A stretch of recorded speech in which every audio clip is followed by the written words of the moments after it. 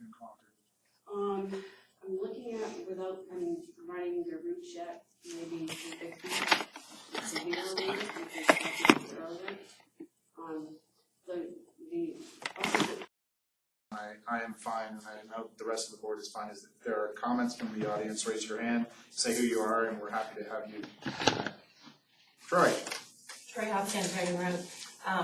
You would lose significant instructional minutes for a 5-minute early release for 100 students. You think that you can just pop 100 kids on the bus 5 minutes early, but really what you're doing is you have to prepare them to get on the bus, to leave that 5 minutes early, which means the entire class will be prepping up for dismissal.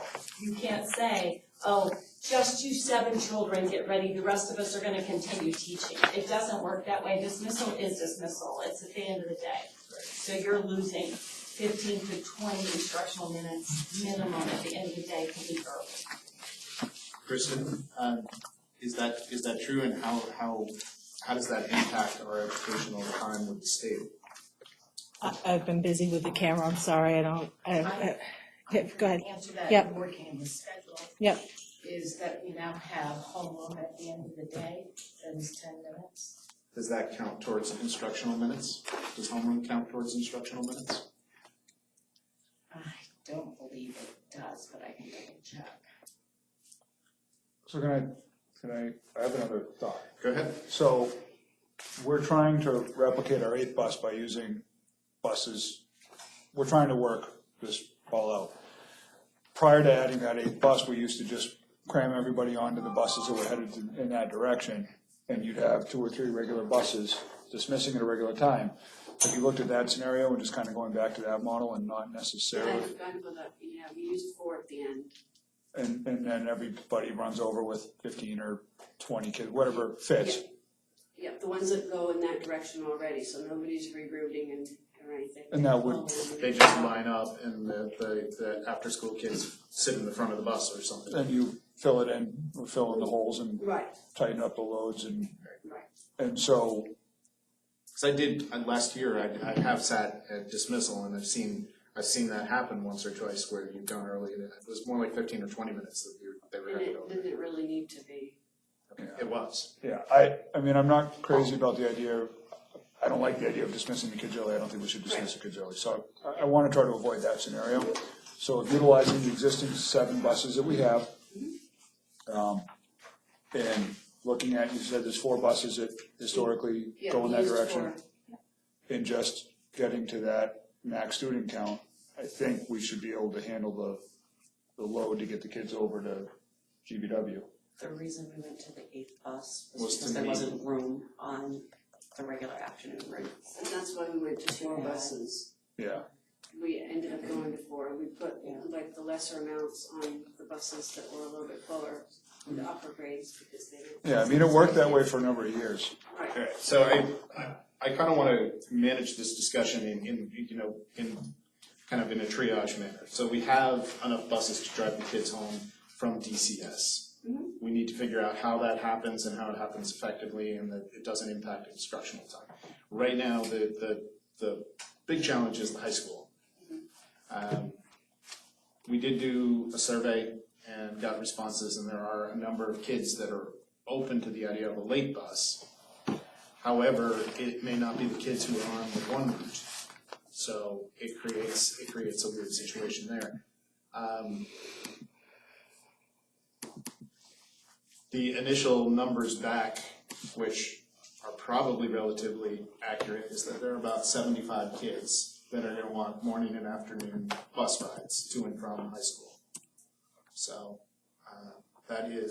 that's 2 buses. You can't get all of them onto one way or the other. So I'm new to the district, and I called last Friday because I heard there was a survey going out, and I was never contacted. I provided my information. I was told that it would be addressed in this meeting, and that I should be on the list. Do you have a high school student? I do. Okay. High school and middle school. Okay, so there was not a survey that went out for the elementary school. There was a survey that came out from Concord High School, which should have gone to everyone who's registered their student at Concord High School. We didn't receive that.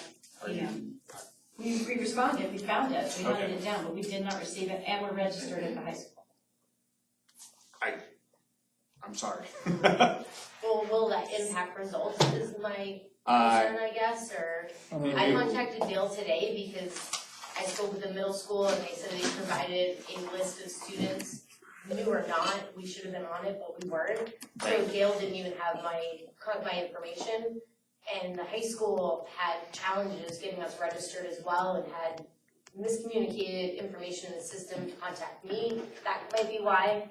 Regardless, I just want to make sure that we're on a list if there is a list. Dale has our You have information. one additional student who's riding? Yeah, I have a son that's a So freshman and a daughter that's a it's probably, 76 kids. No kid is not going to have a seat. And Troy, if you guys found the survey and responded, you're in the numbers that were Yes. that were sent out. But in correspondence, we did not receive it, it didn't come in our email, so Okay. there's a problem. All right, that's the Concord SAU needs to make sure their list is accurate. Savannah? I know I got the email and I sent it out to a bunch of other people I know that didn't get it. But Nicole had said that a lot of the kids were getting the emailings, not the adults themselves. So it was going to. Okay. I don't know if any of you guys have kids at these. Unfortunately, we have no ability to manage the list that Concord has. We asked Concord to send it out. The flip side of this, though, is the numbers that we got back are kind of what we would expect. We have about 160 or so, 170 high school kids. Right. The tail half of those kids, the majority of them can drive and do and will. So, I mean, the results kind of follow suit with what we would expect. Right. The results, if we're off plus or minus 10 students, it's not going to impact on the level of busing we need. 2 buses is 110 kids worth of buses, or 110 students worth anyway. So, I would be surprised if and historically, 30-something kids were, right. or families were missed. And historically, the buses to and from Concord are traveling light. They're traveling extremely light. I mean, they're running with 15 or 20 kids on them, and so, I mean, that's 65, 70 kids, you know, on the high side. We're not seeing a need for 5 buses to Concord High School. So, I think Nate has it. Nate, go ahead. So it sounds like we have 1 bus leaving Concord in the afternoon now for sure. On time. And then there's a second one coming later. Correct. And that comes in at about it comes into town at about 3:30 or 3:50 in that ballpark. So is there a way You know, it to, gets picked up at about 3:50. no, I'm sorry, the first one. The first one leaves at 2:40, that first one comes in at 3:10. And they leave at 2:50. Oh, okay. And Is there a way that we could use that, like you were saying, to the students who want to come in at 2:40, come home, come back to Deerfield, get on that first bus? If there are students who want to wait an hour and do a club or do something and then leave at 4 o'clock, then we've got that next late bus coming. But could we take that first bus, go into, let's say, Mr. Mike's, go into another spot in the southern part of town, and maybe even meet some of the other elementary buses that by that point have finished their routes? Could they come in and pick maybe, do 2 or 3 routes from Mr. Mike's out? Can we reuse those buses for an I extra guess half if hour? I'm gonna verbalize a concern, is I think that would subject us to additional fees, because we're using our elementary buses outside of what we're contracted for in that case. Well, but currently, we're not paying for a bus because we're only being provided. We're not paying for 2 buses. We're not paying for 2 buses, so we could probably cover that fee. If there is one. Yeah. But we're not being provided with 2 buses that we contracted for. That's right. True. Savannah? Along the same lines of what you were just mentioning, but I know, as my understanding, you were saying that the bus that comes back on time in the afternoon can do towards the Raymond line, but not this side, correct? That it typically is those 2 routes.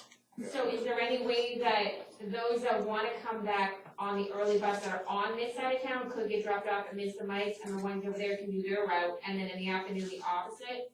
Those that wanna do this side can get dropped off their houses with an afternoon drop over there for a hobby kids, without distributing them all to their houses, just a general location to drop them off. I'm sorry, I didn't follow it. So I think what she's saying is if anybody can get on the bus when they want to get on the bus. Right. The bus comes back, it has a route. And if you got on the bus early and you live on the far side of town, it will get you to Mr. Mike's. It'll get you to a couple of locations, and that's the extent of it. And then you have your late bus. When it comes back, it goes to the far side of town and will go to the individual houses, but it will also make a stop on the near side of town. At Mr. Mike's again. Well, not necessarily Mr. Mike's, it could be the fairgrounds, wherever, but, and everybody off. I guess the fairgrounds isn't an ideal location, no one lives there. But. Right, so I mean, right now we have. That's a theory. It's an interesting approach. Right now we have 2/3 of the regular route covered. So we have the bus coming as it usually does and splitting at Mount Delight and the 2 and the 3 routes, which go everywhere, except for the north end and north and east side of town. So the other option is, how far out do you think, I mean, do you have prospects on an additional hire for us to fill that missing Not spot? at the moment, but we're still looking into the possibility of even bringing drivers in from another state. But it could be like a 60-day If proof it's a sandwich brand new type thing. person, it takes about 3 months, It does. not, to get through the whole licensing process and training process. I know Amber had a discussion with corporate. You've spoken a couple of times about bringing in people from out of state. Is that happening, or is that just, are you just saying? There are people being trained, brought in, but they may not be available to us. When is that gonna be known? I don't know yet. Don't know yet. Do you know, Amber? No, Kelly was on the phone call as well with me at that point in time. So no, they did not give a time frame. If they are, obviously if they are, we're taking them, we don't care what it costs to do that. We put them up in a hotel, we pay for their meals, their travel and everything. Right. And to get what we need, to do what we need to do. So we have one side of town that would be disproportionately affected. Right, that's the. When we do the, so to ask a different question, when we do the split, we still only have one bus coming back, never mind. Well, one of the elementary buses could be there too, and it's split into 3 buses. Yeah, but the question, we can only fit about 50 kids on a high school bus, and we have the potential for needing. We're looking at We need 2 buses. at least 75 kids, 76 kids. We need a ride. We need a second bus in Concord at the end of the day. So we need just one bus at the end of the day. Have we thought about possibly reaching out to another vendor to see if they could provide a bus? Oh, I've been making calls. Did you call Marston? I did. And they couldn't? They cannot. I was thinking they possibly could. There's got some emo at Marston who I talked to, and he said that they don't have anybody right now. Okay. I also talked to Concord, and Concord is now 8 buses short of their 40 something. So they do not have anybody for us. We're having unpleasant conversations as well. So Jim, why does the elementary school take precedent over? So we're legally obligated to provide transportation to and from up to 8th grade. It's a legal requirement. Within a distance, a certain distance. There is a 2-mile exclusion. Well, you're also legally bound to provide transportation for the high school. No, you're And not. you're saying, well, what is the word, appropriate? Jim, if I might ask a question? Sure, go ahead. I understand that statutorily you talk about legally requiring to provide to the middle school, but contractually, you contract with us, the taxpayer, and the town by telling us before we started school that we're providing services. So a contract is legal precedent as well as is statute. So Deerfield got itself into a legal requirement by entering into a contract for bus transportation to the high school and telling us that's what it was and taxing us for it. Right, but the tax money is going to come back to us, and on top of that, the contract is with Dale, which is a private organization who agreed to provide. Well, actually, Deerfield, the town, made the contract with Dale. The Correct. town took our money under the representation that it's taking our money Correct. to get us bus transportation. So the town has a legal responsibility now under contract with its taxpayers to provide me with transportation. If it wants to change that contract next year with the high school and say so, that's entirely fine. But this is a contract situation now, which is the same equal footing in the law as statutory because Deerfield adopted it as the law. I'm not gonna weigh in on a legal, but I don't have the knowledge to. Well, you guys brought up the legal. Nate? I think what they're saying is, and maybe, I think maybe what their proposal is, if we ask them, is, or at least that's an interesting idea. We're working on making 7 buses for the elementary school. Why not make it 6 buses and make the timing, less convenient for the elementary school so that we can fulfill our contract with the town and at least provide rides to all the high school students who want them. Because that is what we told the town we would do. So we've got not entirely full buses servicing DCS, seven of them. When we went down to 6, they were fuller, they were longer rides, they were less convenient, but at least we could then transport all of our high school students. I don't think the numbers work. Because when you drop to 6, your capacities aren't gonna, I think we run out of room. Jim, if I might also, and I know that probably nobody wants to hear this, but we have a contract with Dale. And I haven't read the contract, but if they've contracted to provide us with services and they can't do it, they are contractually obligated for figuring that out. And if it costs them way more money than what it is they charged us, that's their problem, not ours. That's why you enter into a contract. Right, we also have a performance bond with them. We do, and Dale doesn't charge us for services that aren't rendered, so. No, we want the services. It's not about what they don't render. We contracted for services. We're entitled to services. I haven't read the contract, but typical contract law is, if you can't perform your contractual services, we get to find someone else to substitute, and if it costs more, the person that entered into that contract pays it. We have a performance bond with them, and we can call on the performance bond, but we still have to wait for the bond company. It doesn't solve the problem that we have in 2 weeks, because we have to wait for a bond company to come in and. Then I suggest we go to court for a preliminary injunction, because there's irreparable harm here to the kids. We contracted for school services to get the kids. It's not like the kids can't start school, it can delay school start. This is Dale's problem, that they're tossing back on Deerfield, and we've all just sat back and said, okay, Deerfield's gonna take it. Actually, no, there's a contract, and they're required for the services under it, and if they can't provide it by the beginning of the school, you go into Superior Court, you get a preliminary injunction, and you make them do it. That's how contract law works. I don't disagree with you. I would love to, we have been reaching out to other companies. And if the other company wound up being more expensive, I guarantee I would be talking to Jim, with all due respect, it's Dale's problem. Get whoever it is for as much money as it costs, and Dale has to compensate and pay the excess on it. And again, next year, if you don't want to provide high school transportation, that's fine, you say so, but it's a contractual obligation at this point, and it's Dale's problem, not Deerfield's. Otherwise, it's our individual problems. Going to the high school, it becomes our problem, and that's unacceptable. Mm-hmm. Yep. I mean, the impact to individual families, if I have to pick my kid up in Concord, I don't have a job. So at the moment, we're not asking anybody to pick the kids up in Concord. What we're trying to figure out is how to make something work.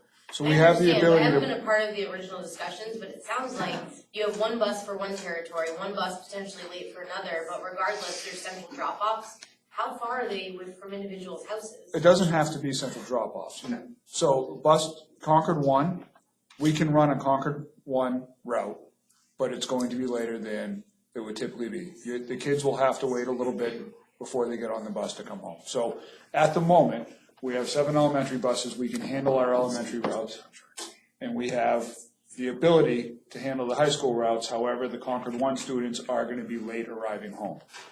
That's the current reality that we're trying to grapple with, fix. This isn't going to be a situation that everybody's going to love the results of. It's better now than it was a week ago, significantly, and it's better now than it was 2 weeks ago. I'm just trying to understand the impact. Like, is it a half a mile potentially from people's houses? No. 2 miles? The central drop-off is an idea. It's not. We're brainstorming the most effective way. we're So trying Donna, to find the best I haven't solution. read the specifics on the contract, and the one thing that I don't know if. I'd be willing to take a look at that contract for you, I'm because sure I'm you will. telling you right now, that's gonna be class Let me action finish my point. taxpayers. Hold on.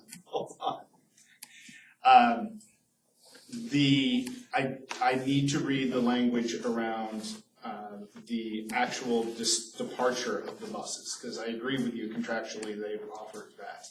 If the departure time is not included in the contract and they're offering us a later bus, which fulfills the contract, that's where they're gonna go. So, I'm all about the letter of the contract, and the primary thing is getting those kids to school at a reasonable hour and not losing instructional time. Well, We pay for we're not. the morning is taken care of. It's entirely. I don't want my entirely kids taken hanging care out. of. Well, I'm gonna ask everyone, please raise your hand, because I don't wanna lose control of this, so I will recognize you. Savannah? I have a quick question. Sure. You keep mentioning, 1, 2, and 3 for buses. What general area are we trying? Kelly, could you spec those for us? Yes, so, Concord 1 was Route 107, Route 43, Nottingham, Cape, Parade, Mountain Road, Meeting House, that whole group there. And 107 all the way up to the town line. Number 2 goes to the Raymond Town line, this comes this way, plus 107 and does Candia, Bridge, Haynes, Mount Delight. Number 3 starts in Candia side of town. Down there right now, I don't have any kids, but it comes up from there, goes south, middle, Birch, Maple, by the fairgrounds, that whole area there. And which one do we have already covered coming home and after for the regular time? 2 and 3. The 2 and the 3, so all of the students are on that side of town. Now, I mean, another option is if we could get an idea of who is willing to wait and who is not, we could maybe adjust accordingly to drop those students off and the others that don't mind.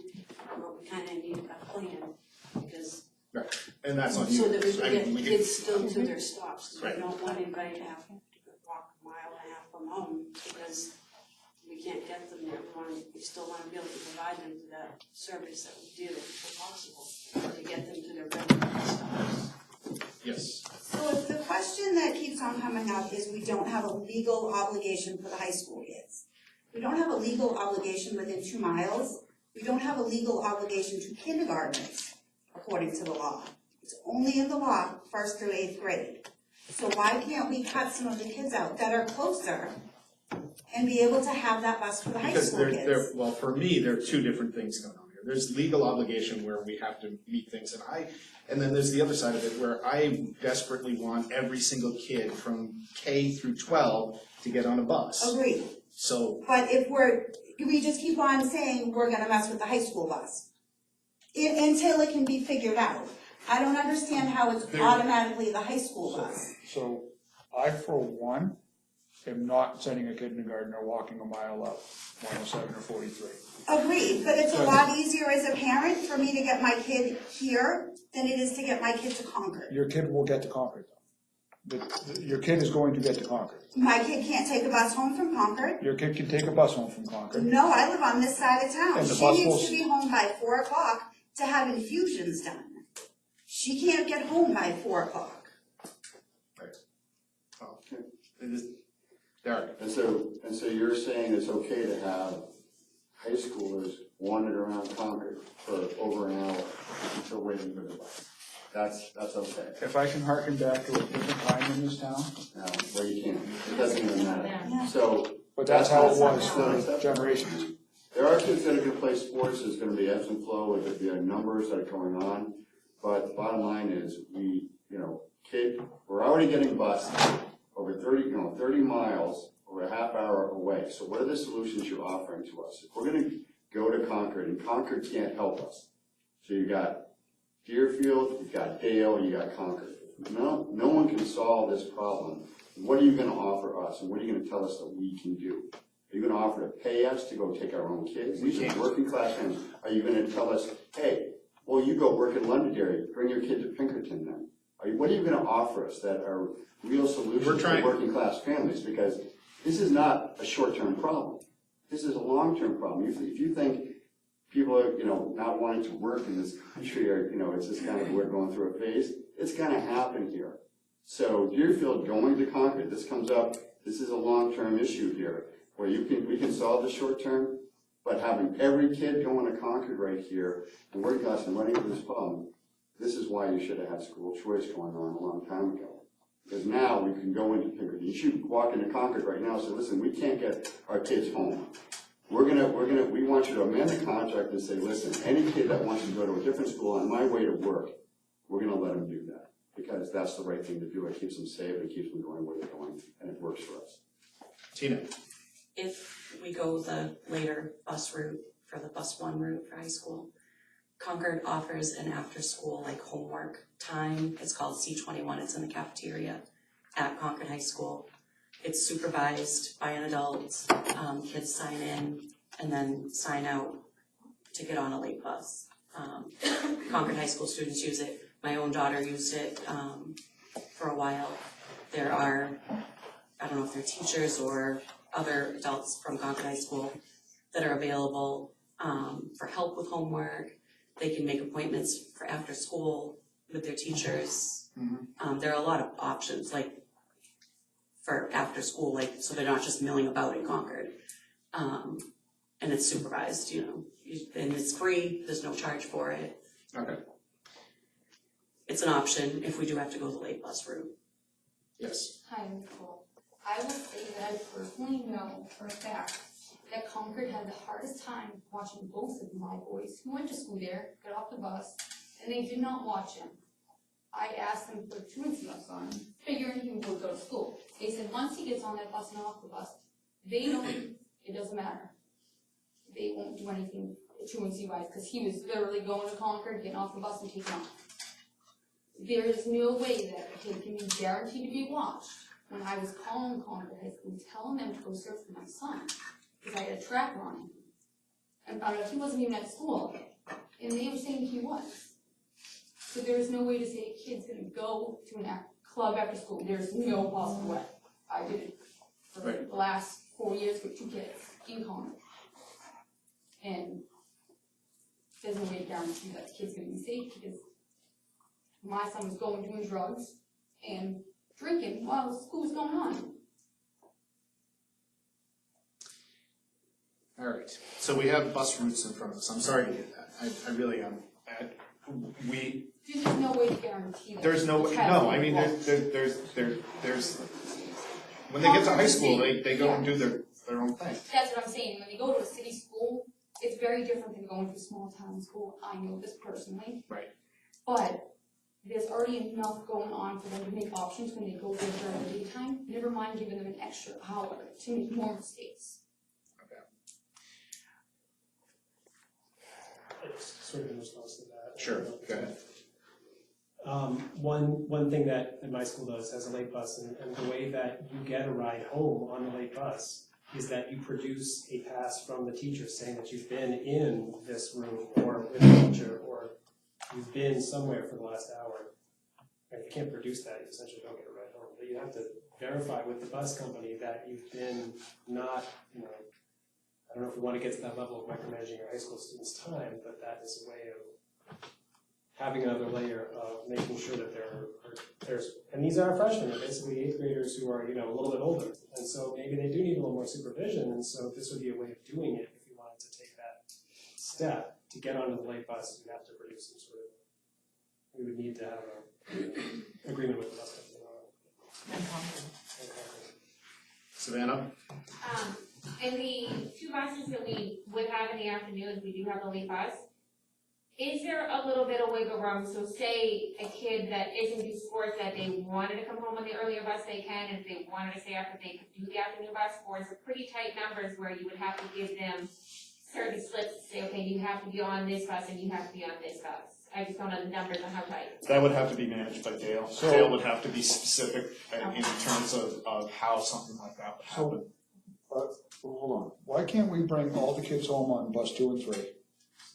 I'm sorry, never mind, we're back to that one bus thing again. Yes. Let's not. I have a question. There was a question here first, yes. Kelly, I just had more of a thought. Have we asked other towns what they're doing? I travel a lot, and this problem is not just to Deerfield. It's not. Everywhere I go, I'm seeing signs, bus drivers needed, bus drivers needed. Yeah. So do we know what other towns are doing, and maybe if one around us, and maybe if it's working, we could mimic it, or? I think just on the high school level, Yeah. what the superintendent told me is we are one of 2 towns in our 5-town SAU that provides high school transportation. 3 of the towns don't even, there's no transportation to high school. They don't go to Concord, but they're going, some of them are going just as far. They're going to Pembroke Academy, and they're coming from Epsom. Epsom and Chichester don't offer any transportation. So for a lot of towns, it's just high school, you're on your own. Right. And we don't want to do that. For a long time, this town was on its own for high school. Right, so we're doing the best we can. And then, my other thought that I think someone already said was, could we reach out to the students now, find out who's doing sports for the fall, who would want a sports bus or whatever you want to call it? Yep. And then we could do a schedule that way for the So, first. The survey that went out was supposed to be aimed at the parents. I hear it goes to the kids too, but, and one of the questions was, is there a season that you would be more open to a late bus, fall, winter, spring, sports? Which season would make more sense for you? And 47 of the respondents said that fall was, there were more kids who were playing fall sports than there are winter or spring. So it's football, soccer. So that might help the kids to have a late bus for now. Right, and in terms of the question, there was another question on there that said if you had an opportunity to take a late bus back, would you be open to it? And it was a yes, no, maybe. And 47 kids had a maybe, and 15 kids said yes. So that might work. And then my other thought from listening to everything, because you don't want to come home, if you're on that first bus, no one wants to be the last one to get off every day, so could you alternate the route? Like, Mondays you did this side of town, Oh, yeah. Tuesday we did this side of town first, so the kids aren't always So last. when you split at Bear Brook, the bus that meets it alternates. Okay. That's a question for the transportation folks. I mean, we can't do all this. Donna, yes. Jim, relative to the late bus, everybody's talking about how it might work out for the sports teams, but the reality is I don't think people are considering what days sports teams practice and the times. For instance, cross-country gets done at 5. I think football gets done at 6. A 3:50, 4 o'clock bus is not gonna help a 5 o'clock or 6 o'clock. That was literally an arbitrary time that was thrown out there because we were just trying to gauge interest.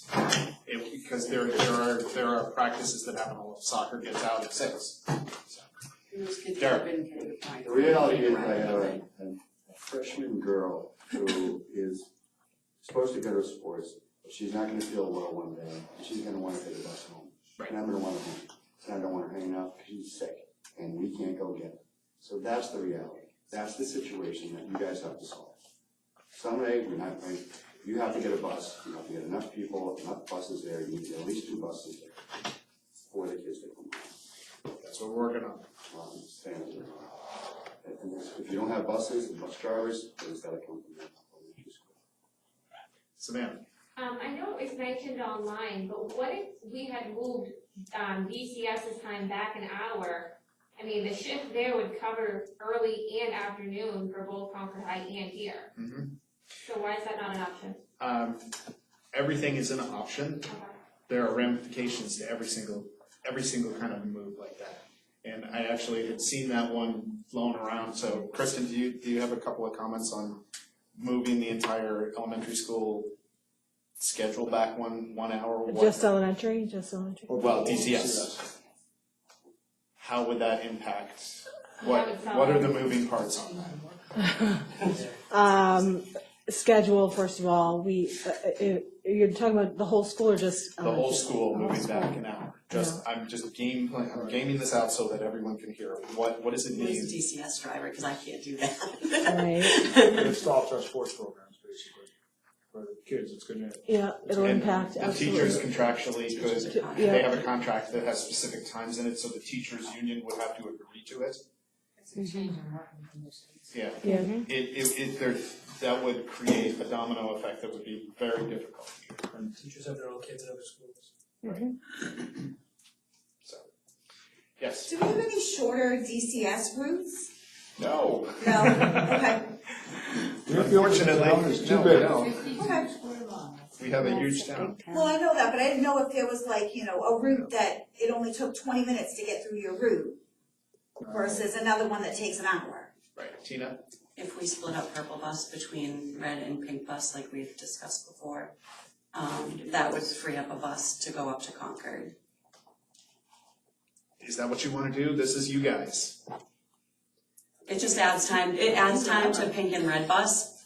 Your kids are gonna be riding for over an hour, well over an hour. So versus, rather than splitting that up, splitting the two buses, the high school buses that meet in Bear Brook or next to Bear Brook, splitting them up and not making the middle road and the south road, but making one actually go to the north side of town and one go to the south side of town. That could be an early bus, those two that could get most of the town, and then the later bus could get anybody who's still there. I think the issue is we still want to bring it back 55. Right, there, well, some kids Like are some kids open play to sports, a they're playing late, two other stuff, a they later don't want the bus. early bus. Yes. Was it proposed to the parents that potentially don't have transportation for their children, that want to play sports, that a late bus could be used for that manner? Not just 1 hour, but hey, we can get your kids home later. Is We had it, a 6 o'clock bus, Yeah. Later bus. Your bus and would then, be 6. yeah, I mean, you could put a bus that picked up all of the kids afterwards, but I'm seeing, it moves all over the place. This is, the practices do, so it's a challenge. Some kids would have to wait until the latest one probably got out, or then you'd be excluding people, but I don't think it was asked that way maybe, is what I'm hearing, like, not, are you open to a late bus, but are you impacted by not having I will a late read the bus? question to you. So it said, if they had the opportunity to take a late bus back from Concord High School to Deerfield, and then in parentheses, time to be determined, but likely between 4:30 and 5, would you commit to taking it? And it was a yes, no, maybe answer. So it didn't have a specific, it gave a range, but it also said time to be determined. So I think most sports are like 4 to 7. So that True. that's why I'm asking if it was specific to how does children that want to play sports but don't have the ability because of the transportation, would that alleviate some of the problems by allowing them to get transportation, and would it transition some out that don't need it maybe? If we pushed it back further. It's just a question, I don't know if it was thought of, but So, 6 o'clock bus. to play devil's advocate, this concern about kids sitting around and waiting for a bus until 3:50. I agree, and I think it's But is there a tough concern to for the do, kids that are waiting yeah. to start practice at 4 o'clock? Because they're, But the reality is they are anyways. it's the same, right. Because most parents have to leave them there, they can't leave, Right. get their kids back for 4:30 and then pick them up at 7 or whatever, Yeah, so there they're are stuck there quite a few regardless. practices that don't start at the end of school. But the difference is that they're agreeing to it, they're not being forced to it. We can offer a late bus if you choose to let your child stay and you're comfortable with it, being unsupervised, not being forced into having them stay. You know, there's a fine line, so, because a lot of them have to, they don't have a choice. The parents can't turn around, go there, come back for an hour and drive back again. It's quite a trip. And my other Right, and question, I will like to also say at this point that this is the kind of logistic stuff that I would like to see come from Dale. I think this board has done a fair amount of scrambling and asking questions and trying to solve a lot of problems. And just to echo Donna's point, fundamentally, this is your contractual obligation. And I haven't seen the clarification at the high school level in terms of asking the kids, all right, who are you and when can you do this? And this board, I have been doing this and I don't want to do this. I really don't. Savannah, and I just have one other question to that. hold on a second. One of the concerns I have is, I know we keep talking about if we did a late bus for sports, but what if they only do it for fall and we don't have another driver for winter? I mean, that kind of changes, then you're kind of back in that position, I mean. It's a problem. I mean, we are short term on this at this point. Right. I hear you. We're planning on the very short term basis of how do we get school started? How do we get all our kids home? How do we have effective routes in a timely fashion so that everyone who's a Deerfield kid from K to 12 has an opportunity to get back to their house. I just feel That's like, what this board wants to see happen. I just feel like, I don't wanna be back here in 2-3 months when winter comes if we still don't have enough drivers to figure it in. I mean, do we have a short term and a long term, or is it only we're assuming they're gonna find drivers by winter? They have a contractual obligation to do it. I can't recruit for them. Yes. What about, Dale would have to pay for it, like, not a limo, but a limo company, they have those. You can't ever put a kid on anything but a licensed school bus. Okay. State law. You can't, there can be carpools, but the school can't touch it. Yeah. So and when Derek was talking about, how, can you guys kick back money, or there are a lot of people who it's gonna cost money.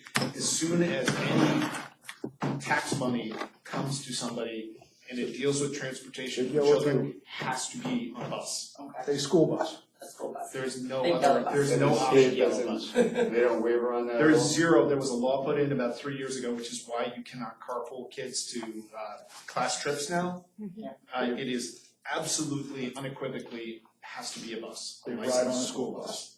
Unless parents plan, 'cause Yeah, the- this, unless we are entirely uninvolved, and it's done by parents. That's right. Savannah? I'm not saying I'm a fan of this idea, but is there a company that handles just the smaller buses that may be able to accommodate us for a short amount of time? The smaller buses are usually the special ed Right. buses, and they are maxed out too, as far as I know. They are, I mean, those special buses, they are in such need that we have to contract with individuals almost in order to get students places. So those are special cases for that, because it is required that they have transportation. No, I know, for IEP students, they normally have to have transportation regardless, because it's, from my understanding, it's coming from state funding. Is there any students now that have an IEP that go to Concord that could benefit from the IEP and get a bus in that manner? Yeah, We I can't talk about that we can't talk personally, about but, that. And, but I mean, it- it's something. it's- But I don't know if that's an option, I mean, without really getting into details, I mean, is that an option, or is that kind of something that's not gonna even work at all? It probably wouldn't work at all, but we can talk about it. It has to be written in their IEP that they have to have transportation. Right. So I don't know if it's a question of the disability makes it so they can't ride on the bus, or That's right. if there isn't transportation offered, they have to get to school because their IEP doesn't allow them to homeschool. But most IEPs, unless there's like a physical challenge that would prevent them from taking the bus, they aren't typically writing in an IEP that they have to have transportation. I'm gonna wrap this up here because we're not gonna. It's not in there, they use. Just a have second. to have transportation. We're not gonna get into a discussion about IEPs and transportation. That's just not gonna happen. Nate? Alternative transportation and also the idea of triaging. So this isn't directly high school, but this is DCS. We're also not obligated to provide transportation to the after-school program at the Parks and Rec. And didn't they just purchase a van or something? They don't have a driver, and it's not a school bus. But if they came and picked up the kids after school for their program, it's not our I guess That's right, it's separate. Right. It's their, they could hire somebody to come in, to use their van to come pick up our kids. And then take, what? They do that out of the school programs, like Boys and Girls Club will bring a bus and pick up their kids. And I mean, that's not, we're not obligated to do that, and so. What would that free up? Would it free up That wouldn't free up an entire bus, because it's the 4 buses that are going that way anyway at this point. And you've looked at every route to figure out whether you can, like we talked about, divide it. If we do that frees up one bus. for elementary, we break up one, like the purple bus doesn't have so many students, it covers a lot of area.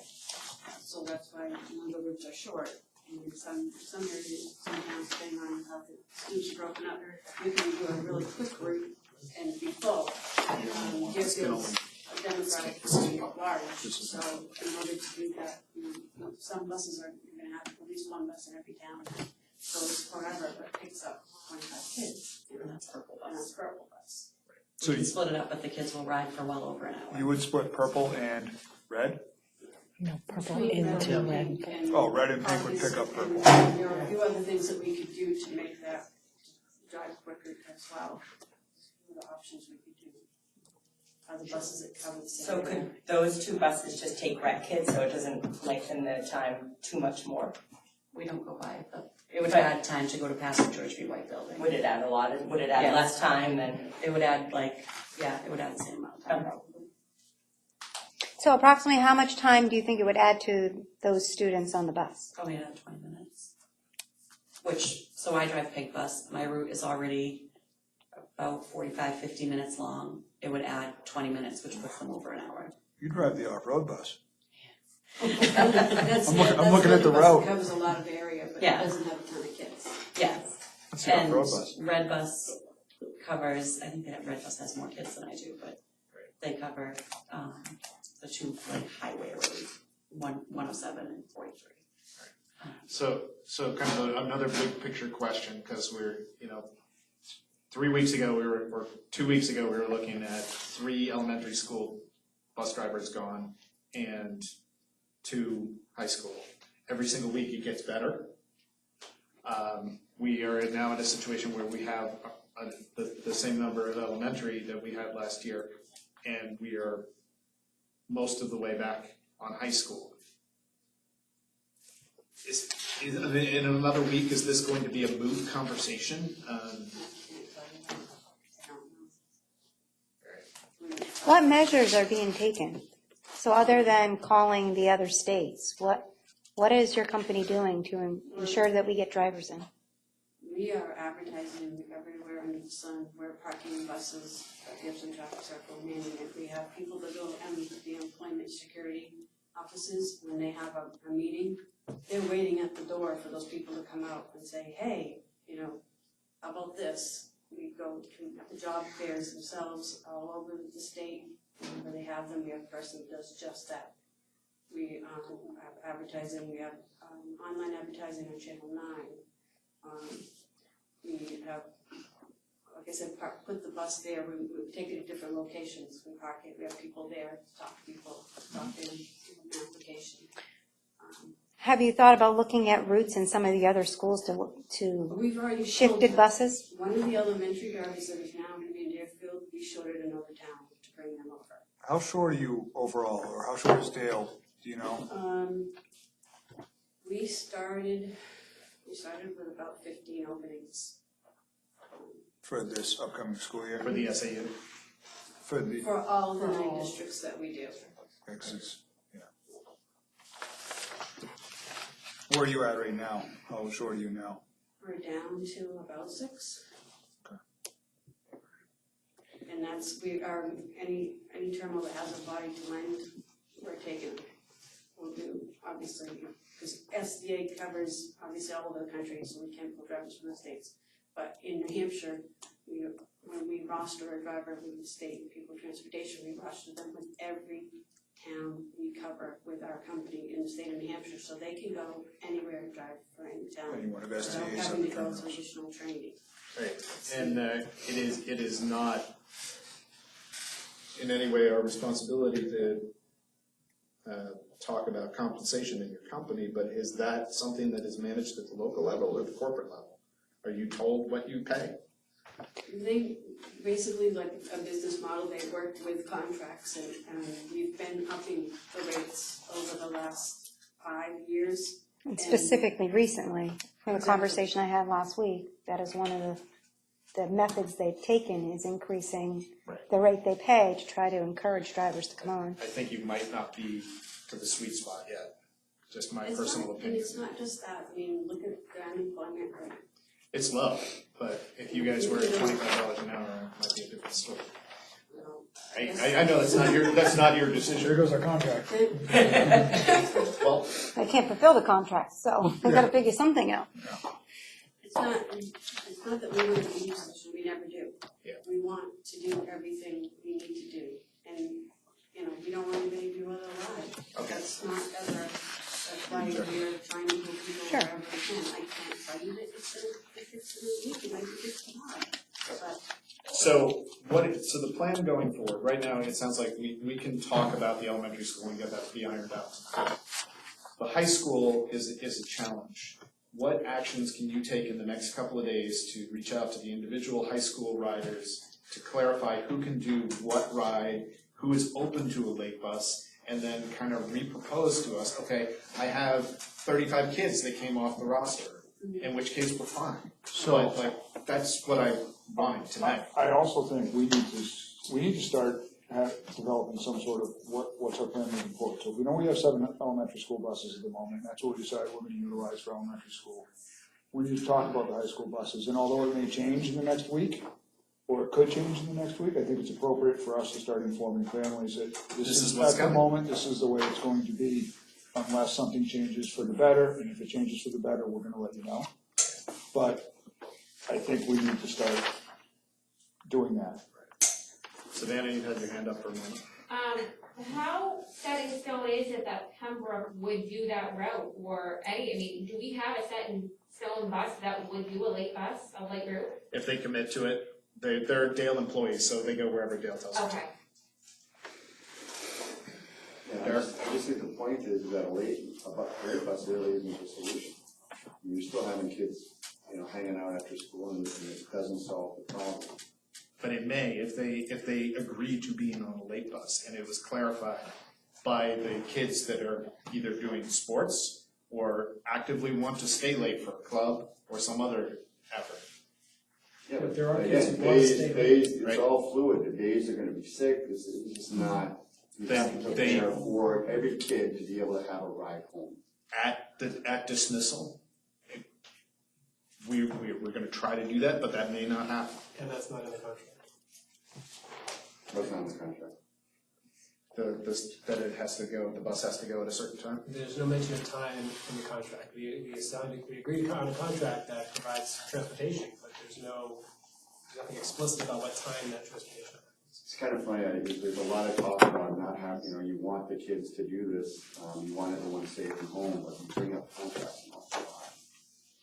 That's what we're working with. That's our legal obligation to Dale, and that's their legal obligation to us. That's the framework we have to work with. And so the end It's result. all coming down to us. The end- And we're the ones penalized. Dale's not. They don't want to pay us.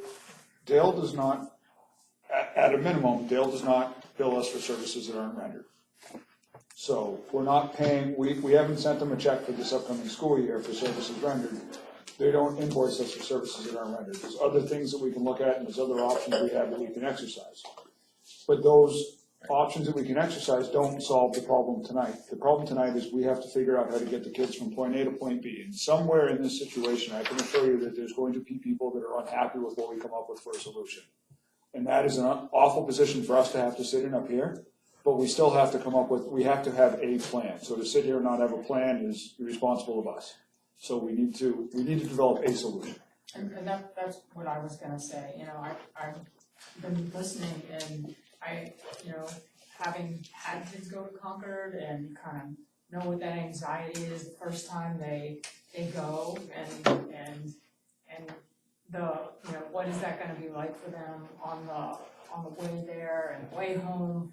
I know it can be very challenging, but I also know that, they adapt to things very quickly.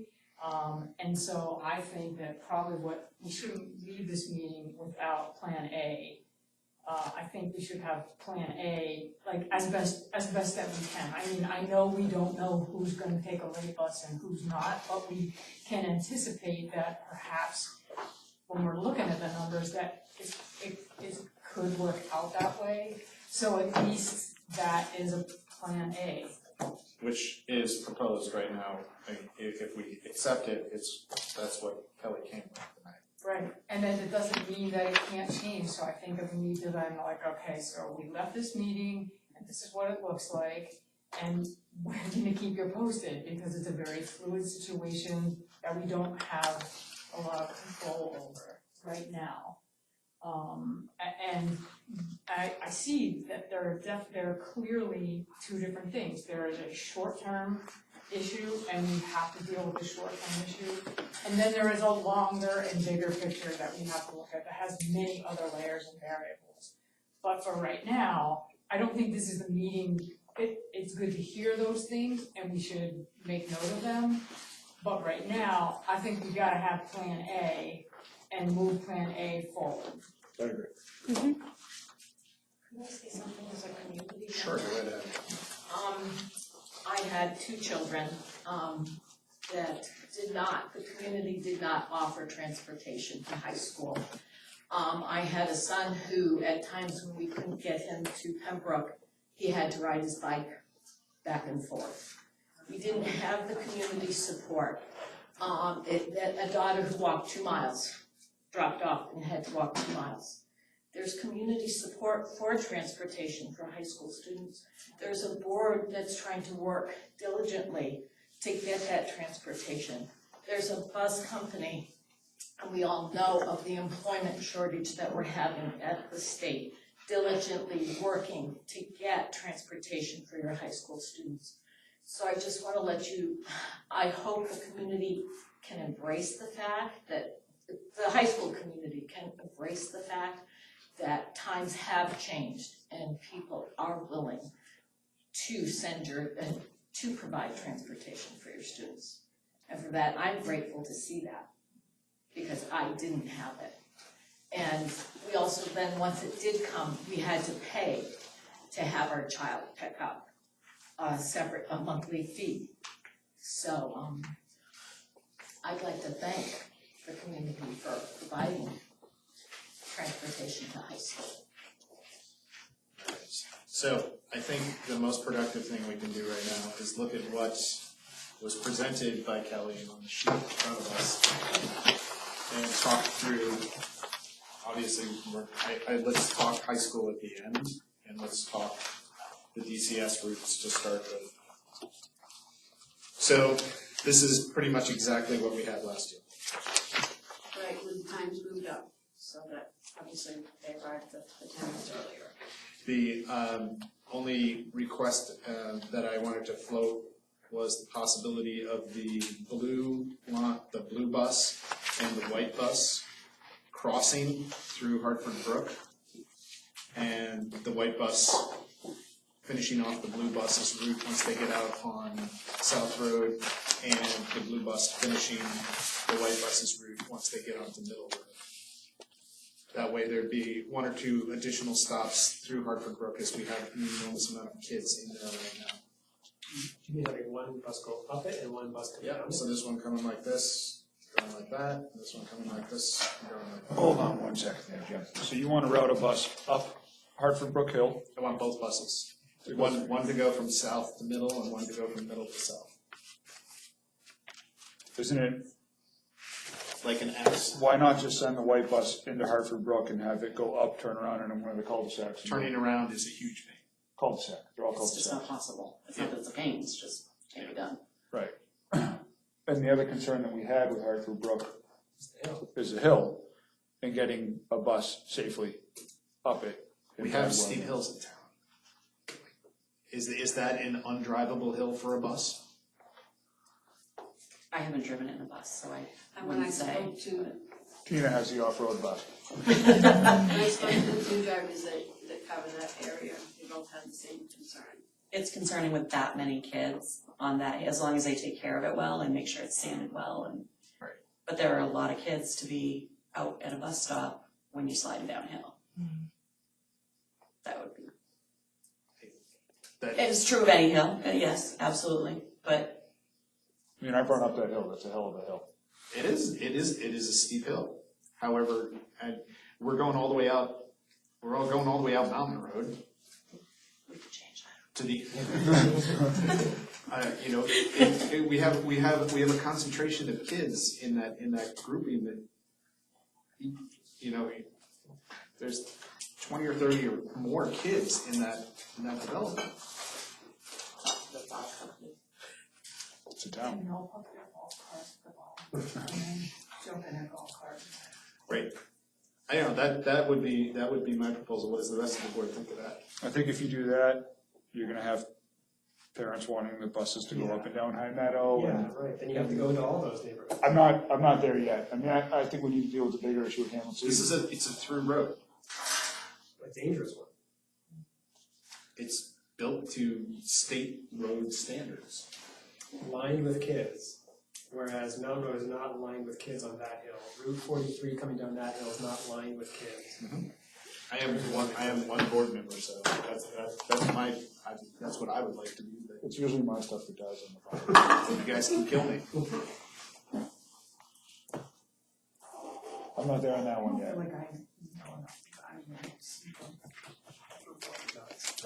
So those kids are either walking all the way out to South Road or they're all in the middle. But all the way is still less than, so a half mile? Or is it What's the scale on there? It's about a mile. It's not that. No, the scale. It's not a mile, because it's about a half a mile if you go from south to middle. Because it's a mile, it's about half a mile, 6/10 of a mile, because I run it. And I've got rocks scattered all around South Road. So if you're in the middle, very much, it's only 3/10 of a mile, if you were in the very middle, is that what you're saying? Yeah. I feel like it's more of a safety issue than a convenience issue. And then on top of that, it's if you do that for that one neighborhood, yes, I see there's a lot of kids, but then you've got High Meadow has a lot of kids. So then you gotta drive down it. We're trying to shorten bus It's a slippery slope, but times. we don't have enough buses as it is. I don't see any logical reason. I'm one person. If you guys, I've heard 2 people try to kill me And here. there's been How no about the motion rest to of move them? it. Okay, let's move on. Anybody else? I'm gonna somewhat defer to the professionals, but I see what you're trying to achieve, Jim, but I just don't know, like Nate just said, we're trying to shorten. The travel time would actually not change at all because if you didn't turn around, it's. But as it is right now, they just drive right past. How can that not change? Yeah, everybody gets As on of at right once. now, they drive right past. They stop at the bottom of the road and they drive on. All right, so let me do this officially. I make a motion that we change the blue route to go through Hartford Brook, and the white route to go through Hartford Brook, and switch sides on Middle and South Ward. Is there a second? Okay, that's it. We're gonna talk routes right now, so I'm not gonna take comments for a little bit on this. It kind of has to do with the roots though. What's that? I just had a question for her in regards to the roots. Okay. I know that we had talked about putting more kids on the buses. I know a lot of other parents were saying that the bus stops are really close together. If we shorten some of the buses that are really close together, would that free up any extra time? Yeah. You'd have to designate individual driveways and make the kids walk to individual driveways. Now they're walking to the edge of South Road, which doesn't have a sidewalk. Ramp later.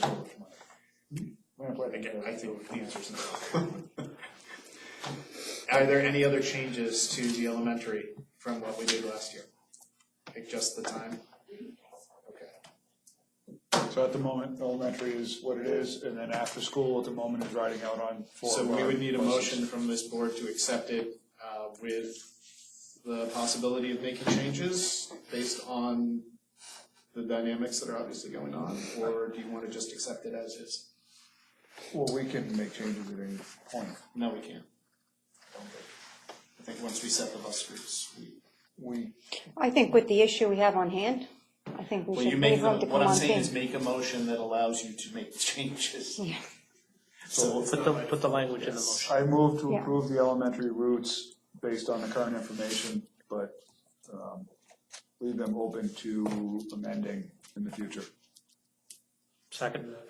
All right, discussion on motion for the elementary routes. Mr. Oxnard. The idea of splitting up the purple one, can you walk me through what that would look like, now that I have a map in front of me?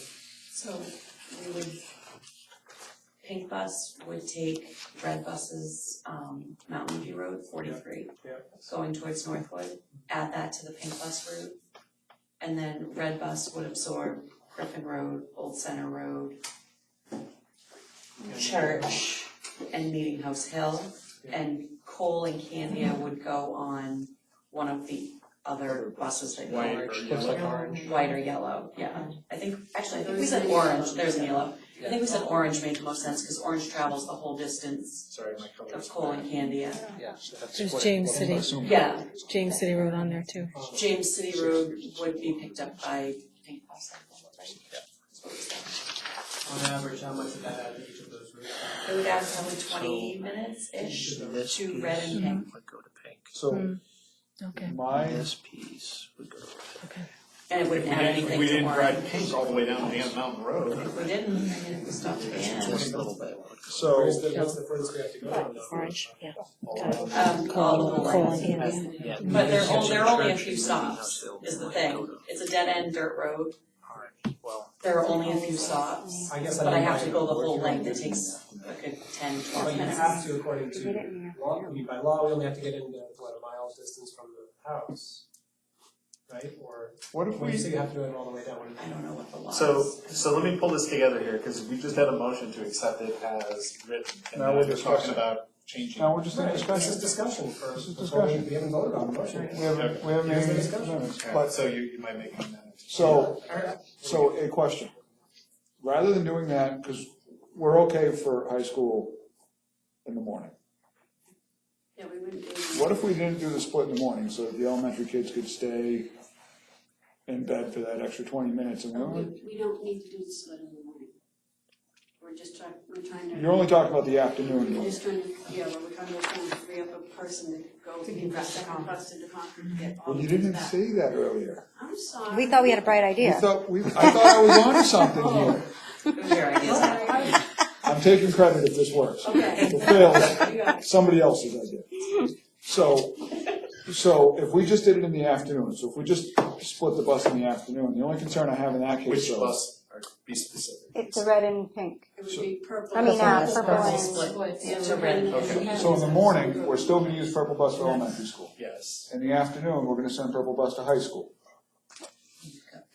Yes, because you split the kids and they've gone on to pink and red. They have, so are So we there's a still, long bus ride home for. It's a long pink and ride. red. That in the also, afternoon. When a lot of That kids are also doing sports doesn't- anyway. right, when the ridership might be less. that also doesn't leave you any transportation to the George B. White, because Purple Bus is one that goes by there in the afternoon. And purple bus is not, obviously. If you It doesn't get rid of exist. Purple Bus, yeah, if you're gonna send red bus and pink bus to the George B. White, you've then got 5 buses going to the George B. White, waiting to get in that parking lot. And also that's gonna add it's gonna add probably half hour I overall. mean, that gives us, my fear in that is we have six buses gives us 462 seats if we pack every single bus like a sardine can.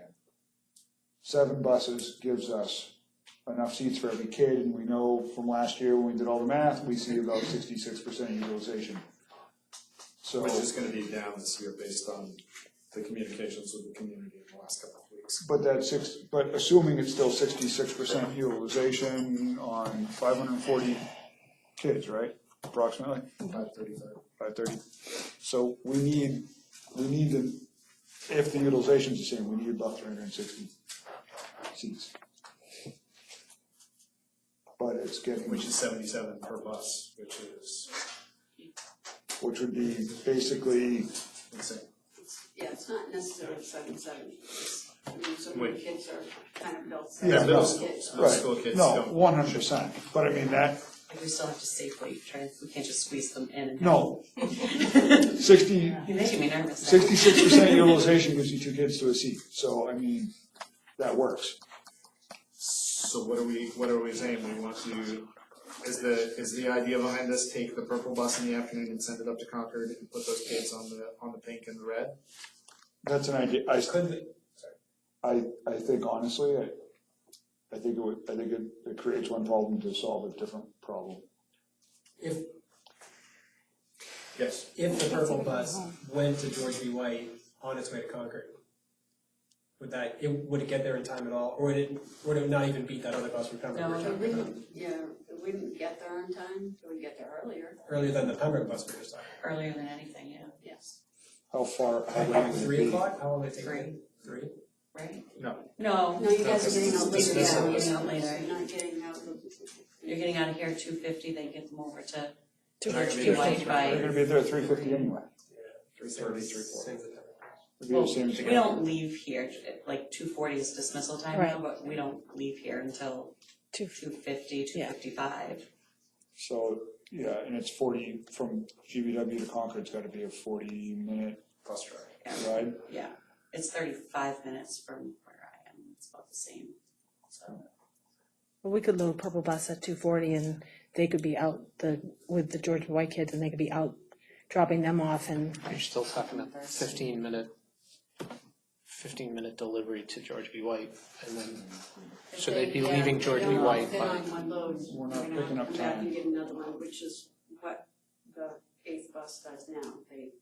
So realistically, that bus is leaving Deerfield probably by 3, up to Concord by 3:35. It's not gonna be there ahead of the, Yeah. it's gonna be 10 minutes ahead of the Pembroke bus. Yeah. It doesn't really, the 10 minutes isn't the concern. The juice isn't worth the squeeze. Are you trying to, I have to just ask a clarifying question, are you trying to figure out how to get 2 buses at the early dismissal for Concord? Yes, I'm just spitballing ideas. Okay, so are we taking the one early bus, one late bus off the board? No, I think that's. Right now, that's what we're right gonna now, do. it is, the motion on the floor is just as written, which has the purple bus in the morning and the afternoon. So right now, they're just talking about. I'm not gonna whether or make any they want to amendments make- right now. Yeah, I thought we included language that allowed for amendments. No, I'm talking about on the motion. Actually making changes. Yeah, I thought the motion included Okay. language. Later, like. Yeah, Yeah. but, all right. Okay, so is there any more discussion on the elementary school bus routes at this point? All in favor? Aye. High school. What are we doing here? Ken? Yes. I do not have one done for high school. Sorry. This, yeah, you can't share these.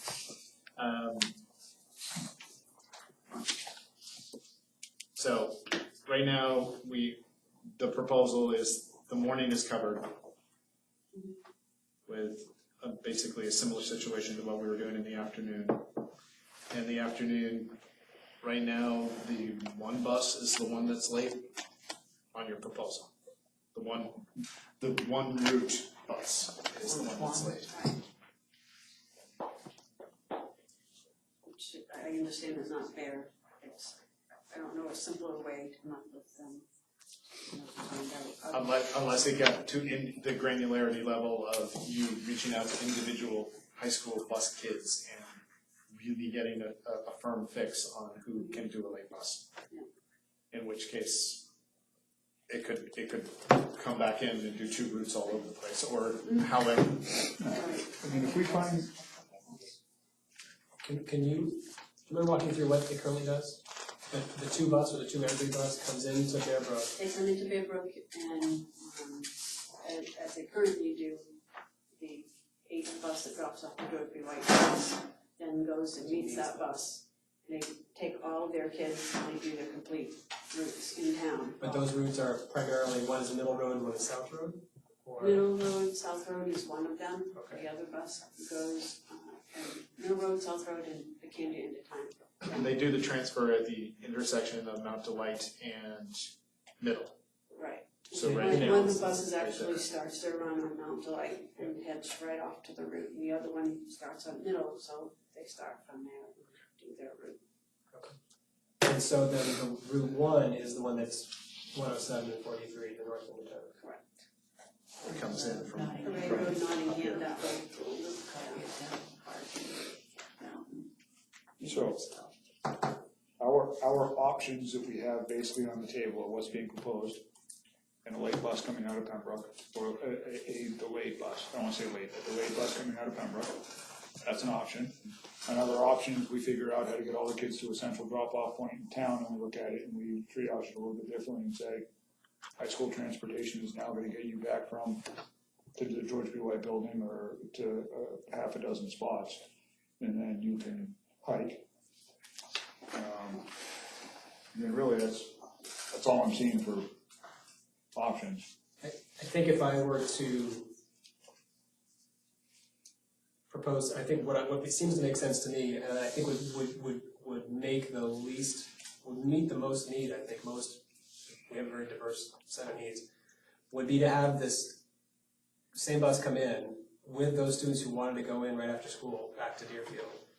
Again, meet at Bear Brook, but then kind of what you were just saying, expand those two routes to meet more of the town geographically. And so maybe there would be a series of drop-offs, not in every house, but maybe something up by Pleasant Lake, I don't know about that far, something Mr. Mike's. So one bus would go kind of to the north side of town, one bus would do the southern side of town. And then that bus from Pembroke would be pushed back even further to be like a 4:30 or 5 o'clock or something like that. I think my fear with that is we have 55 seats. And that's it. We have 54. Yeah, but to decide. So the day you have 60 kids that want to get on it, you got like the Hunger Games going on at the bus stop. That's my fear with that. And maybe we only need 45 seats every day and it's not an issue, but.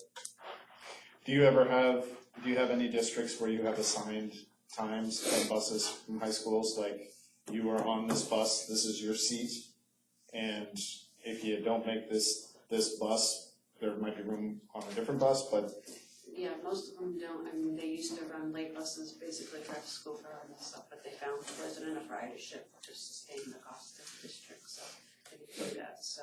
But as a rule, there's never as many riders as you think there's going to be.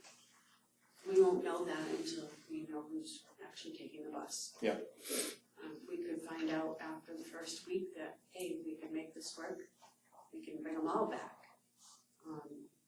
And have another bus meet and split them up and take them all home. We just don't know that yet. So I think for us to have a plan for the community today, we have to do something. I think we need to take the offer of taking a Pembroke bus, delayed departure, and I fully understand that's gonna suck for some people. But it's what we have. And then we really need to try to either come up with a better solution between now and then, but we need to let people know what we have on the table. And then if we find that we are only bringing 40 kids home every day, then we put another elementary bus over into that corner of town and we grab and split it 3 ways as opposed to 2 ways, and we assess it then. Yeah, that may be the only way to do it, but I would feel better about that if, I'm hearing a significant parental concern about that hour of time that's unstructured for 9th graders who are basically 8th graders, plus the summer. I would feel better about that if we could do something, talk to the high school, talk to Dale, and have some sort of a system where we can assure the parents that this is what we're doing, but it is expected that your students are using this as, doesn't have to be academic, but they need to be somewhere in the building. They need to be, if Concord is providing this, why, I think our students, it's a great service, maybe we should take advantage of that, and maybe we could have some sort of a teacher, somebody signing off. The bus driver would expect to see a note or something that the student has been there for an hour before they get on the bus or something like that. Particularly for 9th graders who are adjusting to less structured high school. all right. I mean, that's a nice idea, but we need to be specific right now in terms of what bus is coming back. Are we saying that one, the route that's number 1 should be delayed an hour? Or are we saying that the bus that comes into town, the first bus, is going to get split into 2 new routes that are going to go? Well, no, that's gonna happen anyway, so. How is that gonna happen anyway? That's the proposal. The proposal is that the afternoon bus goes to Concord, picks up kids, comes back, splits, and that takes care of route 2 and 3. Right, but I'm saying routes 2 and 3. Should it be routes 2 and 3, or should it be 2 new routes that are longer and cover a larger percentage of the town, so that? How do you, I think from a logistics standpoint, is what happens so if you do that and you have kids that don't, say you need 60 seats, 5 kids get on the other bus, is that 3rd bus gonna go and drive 5 kids around town to house to house to house to house? What happens then? I don't think they have a choice. They have to. And that's fine. I mean, basically, that delayed bus is gonna be an overflow bus, right? It's not truly a late bus to pick up after sports practices or anything like that. It's gonna be an overflow bus. Because I don't think, like you're saying, I don't think it's fundamentally fair to the entire first bus route to just be like, you guys are an hour late. The rest of them come home. No, I agree with you that you're gonna have the one bus on time for the regular dismissal. You get as many kids on there as you can, may not need an overflow bus on, at that time, but we can't physically get a second bus there at the same time. Right now, no. Right now, we can't do it. So in all practicality, you're gonna have that overflow bus that shows up late. Now, some kids, by choice, some families, by choice, will use that opportunity to stay later and do study time or have teacher conferences, whatever. But that first bus that comes back at the regular dismissal time has to have full dispersal throughout the town. So you have to reimagine, instead of 3 sections of town, that's gonna have to go to 2. That's what I'm saying. Yeah, and then the overflow bus, again, is going to have to deliver everybody.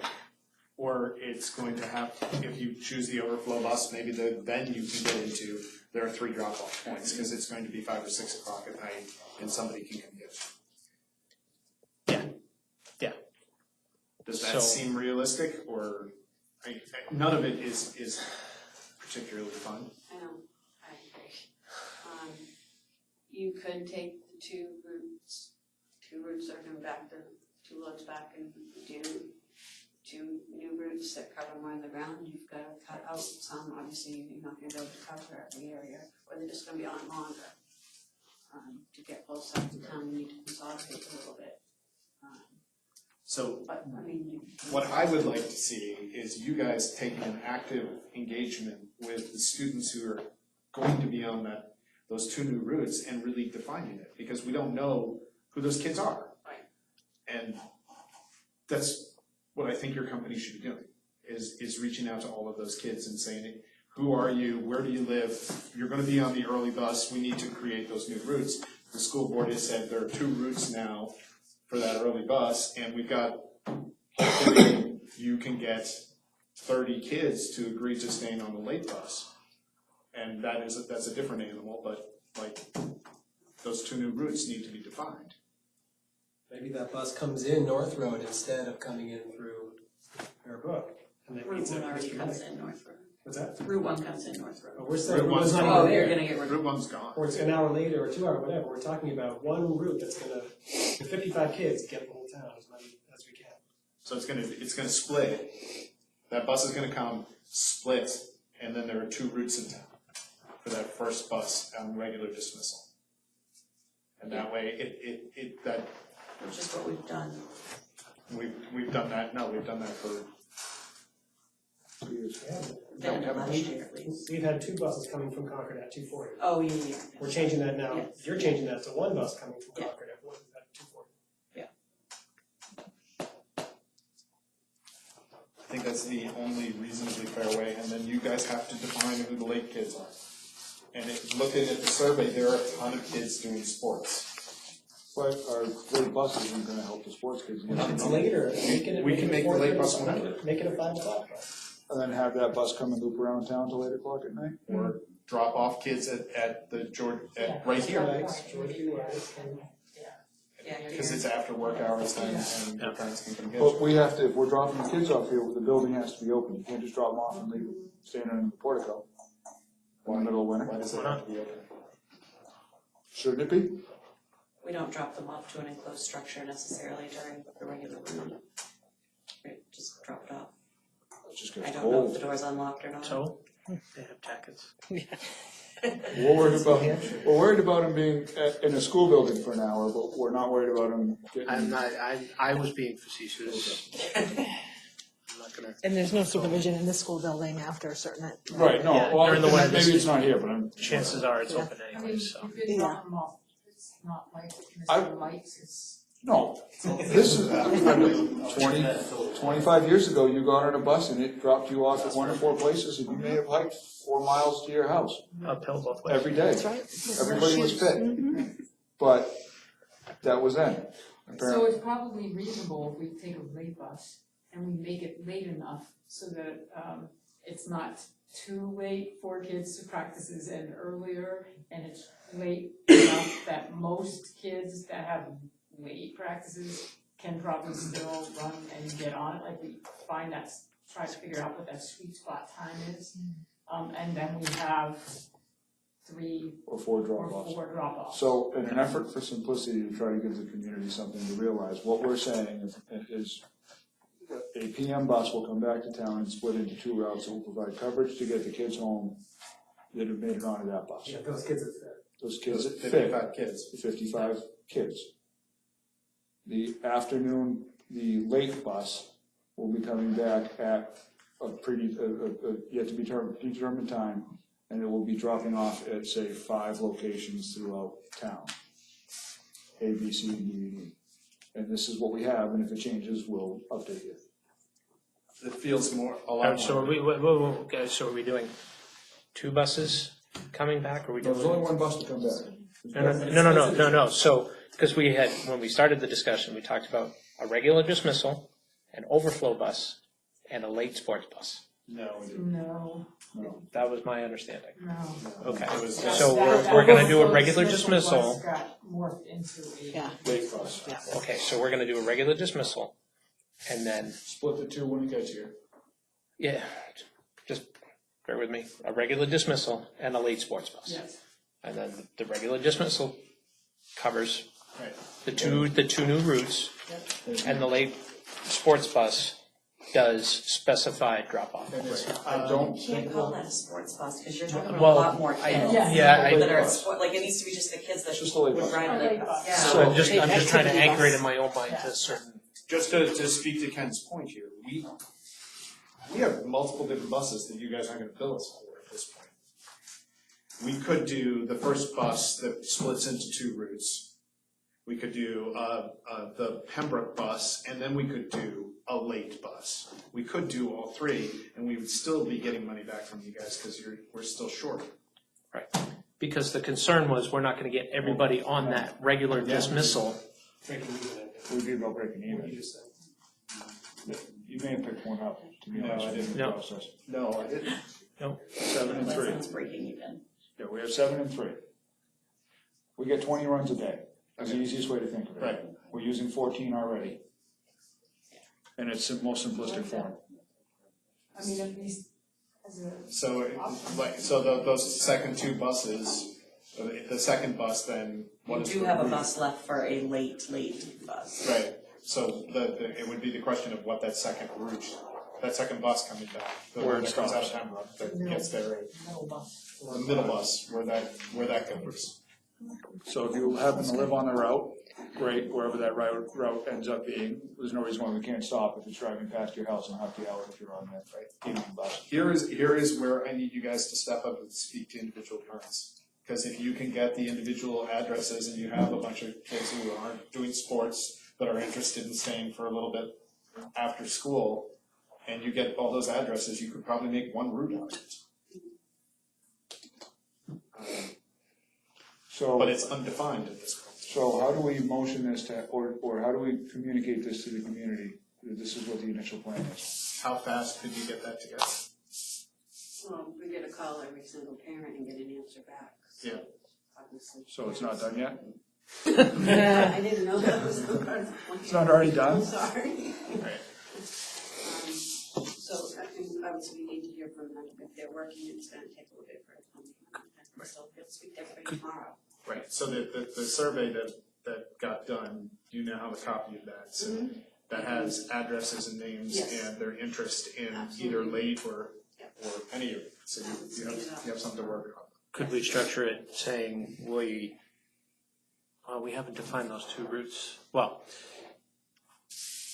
we will provide a regular dismissal bus, a late bus with routes to be, and drop-off points to be determined, with the Middle bus.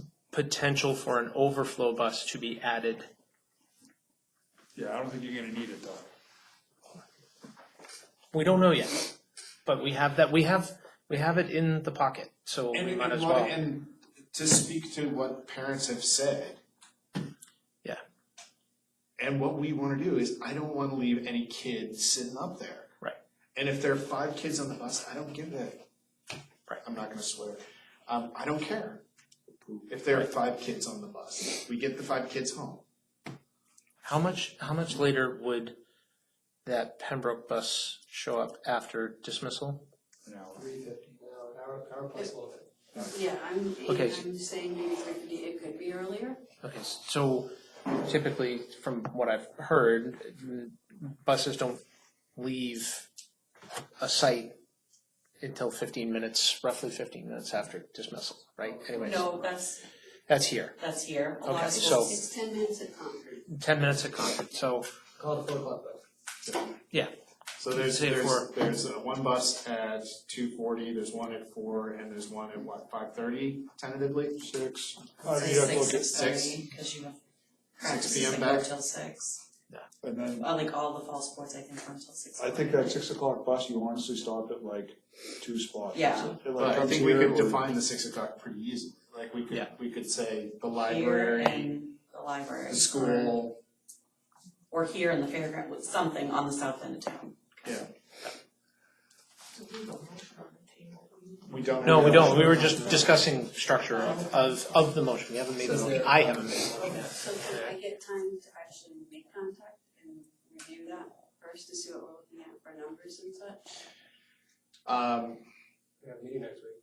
We do have a meeting next week. Is that too short notice for parents? Or we can tentatively roll this out as an outline and say, this is what it's looking like. Yeah, I just want you to be careful that you don't get stuck having to do that if we don't need to. So let's You know, do, offering the late and the late. Well, we can roll that out with the caveat saying pending or we. validation of And I think this board can ridership. put out messages to the community saying this is the route we're going, and it's going to get finalized once Dale has communicated with all of the high school kids who are interested in transportation. Is that survey still open? And if we've only got It half is the wide students? Okay, so maybe in the next week, we also need to maybe get in touch with Concord and ask them to resend it, or we can get on Facebook and try to circulate that a little bit more. So, and people, if you hear that somebody hasn't gotten it, please share it, because we really need to know. Even if they're not going. It's, if you haven't completed their, I don't know, it's like, here, I think we do paper, like health forms and all that. They do it electronically in Concord. If you haven't completed that, you don't end up on their email list, I don't think. So I think it's a problem. Which is probably true for most of the night. Because I forgot to fill out Chelsea's last year, and I don't get their emails now. So why don't we, Hold on, just 1 second. So, is the board comfortable with that kind of approach at this point, or do we want to do a motion at this point? I think that's what I was about to clarify. I did for you. There you go. You're good. Comfortable with, With putting the communication out to the community that we're looking at 3 buses back. The one at 2:40, which would split into 2 routes. I would say 2 buses back, potentially a third. Right. Please contact Dale and let them know what you would utilize so we can help make that. I don't wanna, if we don't need a third bus at 350, let's not pay for a third, let's not throw. We've already paid for it. No, we haven't paid for anything. Money back. Right. So, but it's $400 a day basically for the bus. Okay. Like I said, I don't want to be cheap and leave some kid in a crappy situation up there. But if we find out that we really only need to bring 40 kids home on the first bus, consistently, no, And don't waste money. put it out there as a proposal right now, saying this is subject to change. If we decide that we don't need it, we pull the plug then. you can't take it away once you say it's out That's there. what I'm worried about, if you offer all of those, you're not gonna be able to take it back.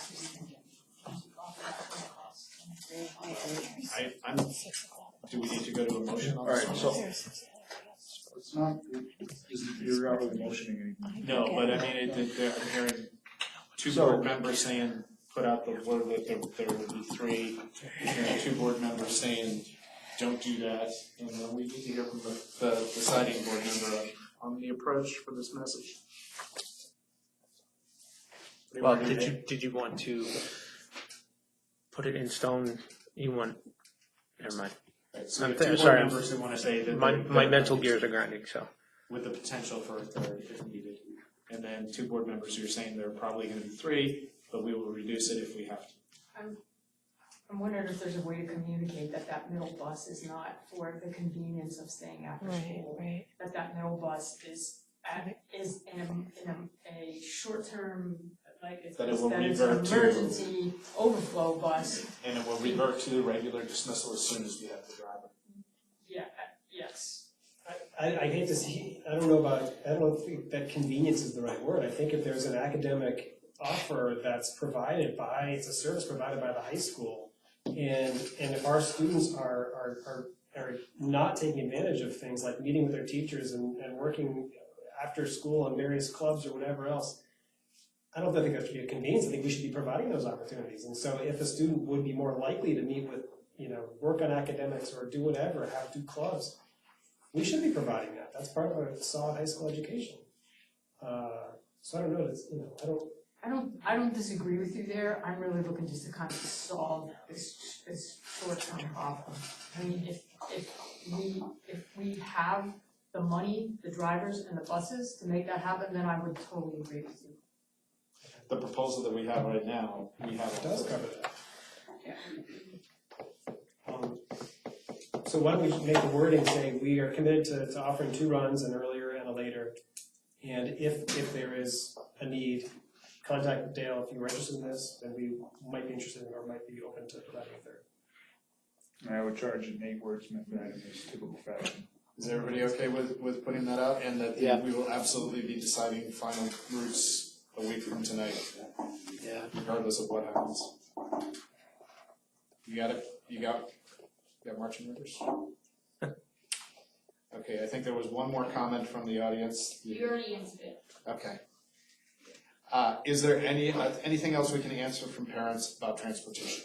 Yes. So I'm a little lost. The first bus, right now it's like Nottingham Road 107, right, that was originally proposed for the late bus.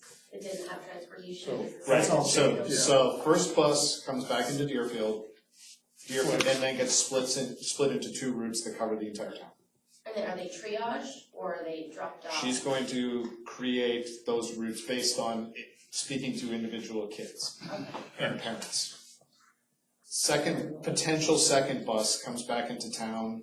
We don't know what that looks like. That, once again, is going to be communication directly with parents. 3rd bus, late bus, comes back, has 2 or 3 drop-offs, does not drive to specific houses. That's what we're looking at right now. The only thing I would say to be wary of with sports is if parents aren't signing their kids up because they don't have the transportation, don't then sign their kids up if this is a temporary thing. Right. Yeah. If they can't be provided later, then they pull them, and kids are looked bad to the coaches because they were coming, signed up and then didn't get. There's potential that this could work actually well. Potential going forward, depending upon usage. Its utilization is a big factor. If we only need to get 45 kids home, this could work well. But we don't know until. Yes. Right. Tina. Don't hate me. Go ahead. I already do. Let's go. So you want Dale to make phone calls and find out individual needs in order to create a route. What about next year? Like, are you setting precedent that every year? There is no reason that the route should stay static. Every single year, the route should be dynamically responsive to where children are. We've had static routes for a long time. I don't like it. It could, if you have Drivers do. emails, you can send out a blanket. Familiarity is safer. You can send out a blanket email, and then, the ones that you get feedback from, have 3 questions, and then use that, rather than calling every single parent, that's hard work. No, not that you're gonna call individual or send individual She has- emails, but She has a survey with 106 However, the word's gonna people get out. already responded, It's out of just- 170 kids. I mean, And a lot of that is siblings, so you're probably Right. getting They're probably a multiple. response rate. Savannah. As a parent, I mean, I have to say, I do like the option of the 3 buses because when it was only the first and second bus, my son has to work, so he needs to be on the first bus, but having all 3 buses, it allows him that if he needs to stay after those days he's not working, he can, or if, like they had said, instead of pulling that bus, if we leave it that way, kids can do more sports. I mean, I think the 3 buses makes more sense, especially if we've already got them paid for, well, would be covered in what they would have been originally. They're in the budget. Right. All right, with that, I'm going to end the conversation about transportation. I feel like we are. One more. You go. Yes, sir. So, I mean, I think you've been really kind to Dale. I mean, I know they're trying to work with us and things like this, but I know we're out there discussing dangerous routes, making considerations for not having any buses for high school. Legal obligation to us, which we voted you a $198,000 budget for high school transportation. Why isn't someone making a motion to take Dale, make them more responsible legally to do this? Why aren't you pressing them harder on what their obligations are? Because our next step is legal. It's not a motion from this board. It's dealing with our lawyer. And that's a conversation that doesn't happen here. But you're having that with your lawyer. I'm not going to discuss what we do and do not have with the legal counsel. So, with that, thank you for coming. I would motion that we have a 5-minute recess so I can get a drink of water before we start talking about the JIC policy. Is that okay with everyone? Yeah. All in favor? Aye. We're going to take a 5. You ready to go? We're rolling. All right. So the meeting is back into order at 8 o'clock. Next on our agenda, because we moved it, is JICK Student Safety and Violence Prevention Policy Discussion. I'd like to run this in a very similar way that we just ran the transportation discussion, where if you have something you'd like to say, please raise your hand, say who you are, and we will chat with you about it. Procedurally. Sure. First reading, second reading? This is, we tabled it last time, so this is the first reading. So you want to make clear what that means? Yeah, so usually the way policies are dealt with, in fact, almost always the way policies are dealt with, is they are edited, or they're brought in front of the board, they're edited, changes are made, and there is at least a second reading before anything is adopted, so that the community has a chance to come to the next meeting to feedback on what the suggested changes are. So we might make changes tonight, but we are not going to adopt this policy tonight. It would be surprised we have a meeting next week. So that would be realistically when it could be either voted on after second reading if there are no additional changes, or it could go to the third reading and it would be done in the meeting that's 2 weeks after. And often you don't even have to change it with the first reading. You kind of start to collect it. We read it on the first reading. So, Can I ask a very quick question before you start? sure. So I requested a copy of the policy so that I would have it to be able to look over before we came. Yes. I received 2 different policies, so which one are you guys going off of? I have one that's dated, it was reaffirmed May May 2018. Yeah. That I got from the superintendent. From DCS, I got January 2011 this morning. This is the one I got this morning from the school. They're not the same. This one is January 2011. The language is the same. Yeah, I think when we reaffirmed it, I don't believe we amended it. I don't believe. But I can't remember. But the one that it says reaffirmed 2018 is the one that we all have in front of us. Okay, thank you. So that is the one we work. All right. So I'll open the floor. I know there were parents who wanted to speak to this. Say your name and go ahead. My name is Amanda. My son is a student here at DCS. And last year, Hold on, can we pause for 1 second? I will not use any names. We can't really even define, we can broadly define Yes. situation. Okay, Yes, I just wanted to make exactly. sure. No, I know. Okay. Perfectly understand. Last year, we had a bullying situation with my son that a lot of the policies that are in this were not followed. He was talked to at the same time as the other student, which is against the policy. He never was spoken to by anybody at the school to ask him how he was doing until, as a 9-year-old child, he had to go to court and get a restraining order. That's ridiculous, as a 9-year-old kid to have to go get a restraining order because you're not being kept safe at school. This says the principal can take the other kid and move him into another classroom, move my kid to another classroom, I don't care, separate them. But there was an escalating pattern that was not addressed. Okay, so do you have, and I want to hear that the adherence to the policy is, this is obviously the board policy. So if there's, it sounds like you have complaints about non-adherence, and have you spoken to the entire administration? I've spoken to the administration, I've also spoken to the superintendent's office. Okay. Do you have discussion around this particular policy? Do you see holes in this policy, or things that you would, obviously you said that there are things that were not. Yes. The biggest hole I see in it is education. It says in this policy that there will be annual education with all students. Okay. I've had a kid in this school for 12 years. They've never had any education. There's a paper that you signed with I signed with my kid the first day of school saying we acknowledge there is a policy. That's not education. So that is my big hole in this, is that there needs to be education, not just with the students, which is in here, but also with the staff and volunteers. And thank you, whoever the bus driver was that spoke up. It needs to be with anybody that comes into regular contact with kids. They need to be educated. That's all. Okay, do you have language you would like to see us add to this policy? When I spoke with Superintendent Sherman, she said she was gonna bring that to you guys. She actually had the name of a program in mind that would be, that she felt should be implemented into the school. Amber, did she pass that along to you? That was the Tiger program. She mentioned it to us. Okay. So suggest the Tiger program to write it into the policy. It's just a show that's coming. It's not a program. It's more of a. But I think the language should reflect some sort of, to Amber's point. Education. Yeah, correct. Or And it does say, if you go to page, so if you go to,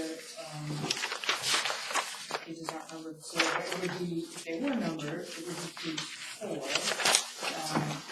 has the word immunity in bold. Just above that, there is this paragraph there that says students will participate in an annual education program at the beginning of the school year, which sets out expectations for student behavior, and it says understanding of those things. Right. Harassment, intimidation, bullying, cyberbullying, etc. so it is part of the policy, and as the board, we like to hear from people if things are not being adhered to.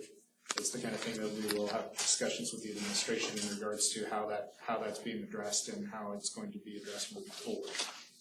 I also think along with the kids get annual education. I agree kids should, but I also, like I said, I think all staff members should as well. And that is not in the policy.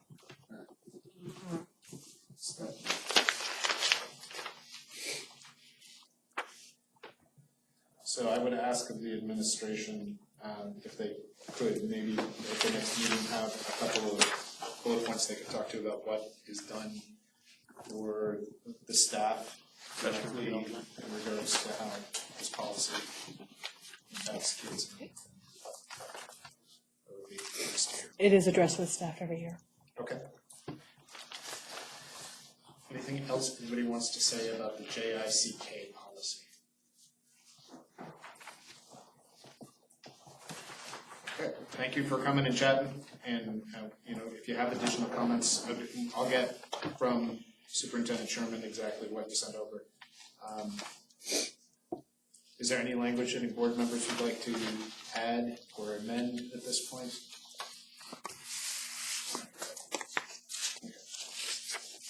Sure. Andrew Reardon.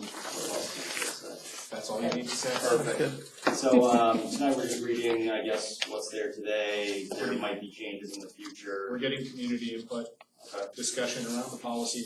If you feel that there's something lacking in this policy, we'd really want to hear it. Okay. If you feel that there's something that's overstepped in this policy, it's something we would consider as well. Alright, so if I didn't have the opportunity to read it in advance, is that something that I can take on tomorrow, so the next day, and then send an email to the board? Okay. Anybody else want to chat about it? Okay, so this will be on our agenda again next time, and we'll have more thorough reporting and any suggested changes. Thank you. Anything else on JICK before I close the conversation down? I just had a quick, this came up for me personally. If as a parent you see something, do you just go to a teacher, or is there like a protocol you should be following? As parents? Yes, if I see something and I would like to address it with somebody, Christine, if I notice. Yeah, everyone has an obligation to, if they see something, to say something. So certainly if you see something as a parent, you can say something to the teacher or to administration. Okay. Make sure I follow the correct protocol or whatever. Okay. Yes. I dealt a little bit of bullying last year, my daughter and her friends.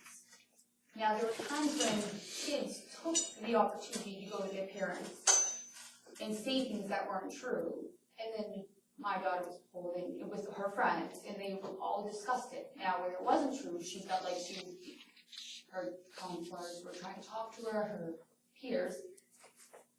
And every week we went through this. Every week it was the same story that we'd already dealt with.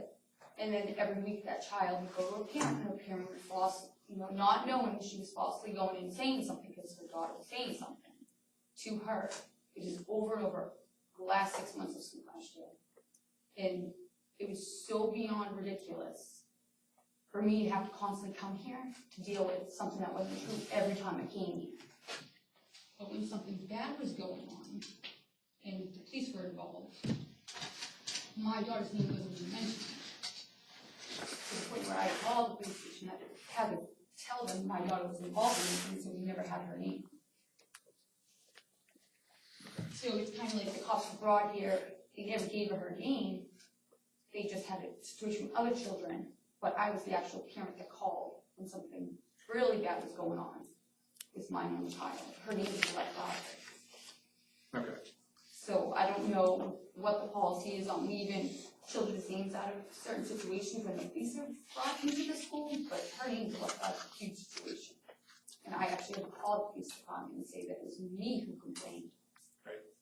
So, I think we could add to the report next time just kind of what the standard protocols are in terms of communication, and add to the parents just to specify how parents are involved. The board is not privy to any of this. I would never have thought that my daughter's name would have been left out of it where I was parent that's actually about my daughter that I complained. Right. So I can't speak to the it's particulars, just obviously, but. how. So your question is how, why, what is the protocol for involving parents? Yes, and if the police are involved, how is the protocol from that area too? Okay. I'm gonna let Just Principal. we don't really know. Yeah, I'm gonna let Principal Withy put a report together rather than just off the cuff it, so that this is clear. Sure. Can I make one other request? That the updated policy be listed on the school's website. That because should it is absolutely. not on there. The one that is on there is the other one that's dated from 2011. Okay. I've taken a note. Okay. I know that there was like a SharePoint or something in the handbook, but I tried to access that myself and I couldn't. You shouldn't have any SharePoint anywhere. That's what was listed in the website. And That's the kind of thing, if you see something that's technically year. wrong like that, please just send it. Oh, I did. As soon as I found out it was wrong, I talked to administration here and to Patty Sherman. Yeah, I mean, there are hundreds of policies, and we try very hard to have the protocol of maintaining and updating, and sometimes things get What happens? so. The policies on the SAU site and on our website should be exactly the same for this school. Any other discussion around this? Okay, thank you for coming. All right, we are on to, I did have a request from the business administrator to discuss retainage. It was not talked about at the agenda review. Is the board open to a discussion around retainage? Sure. Sure. Okay, go ahead, Amber.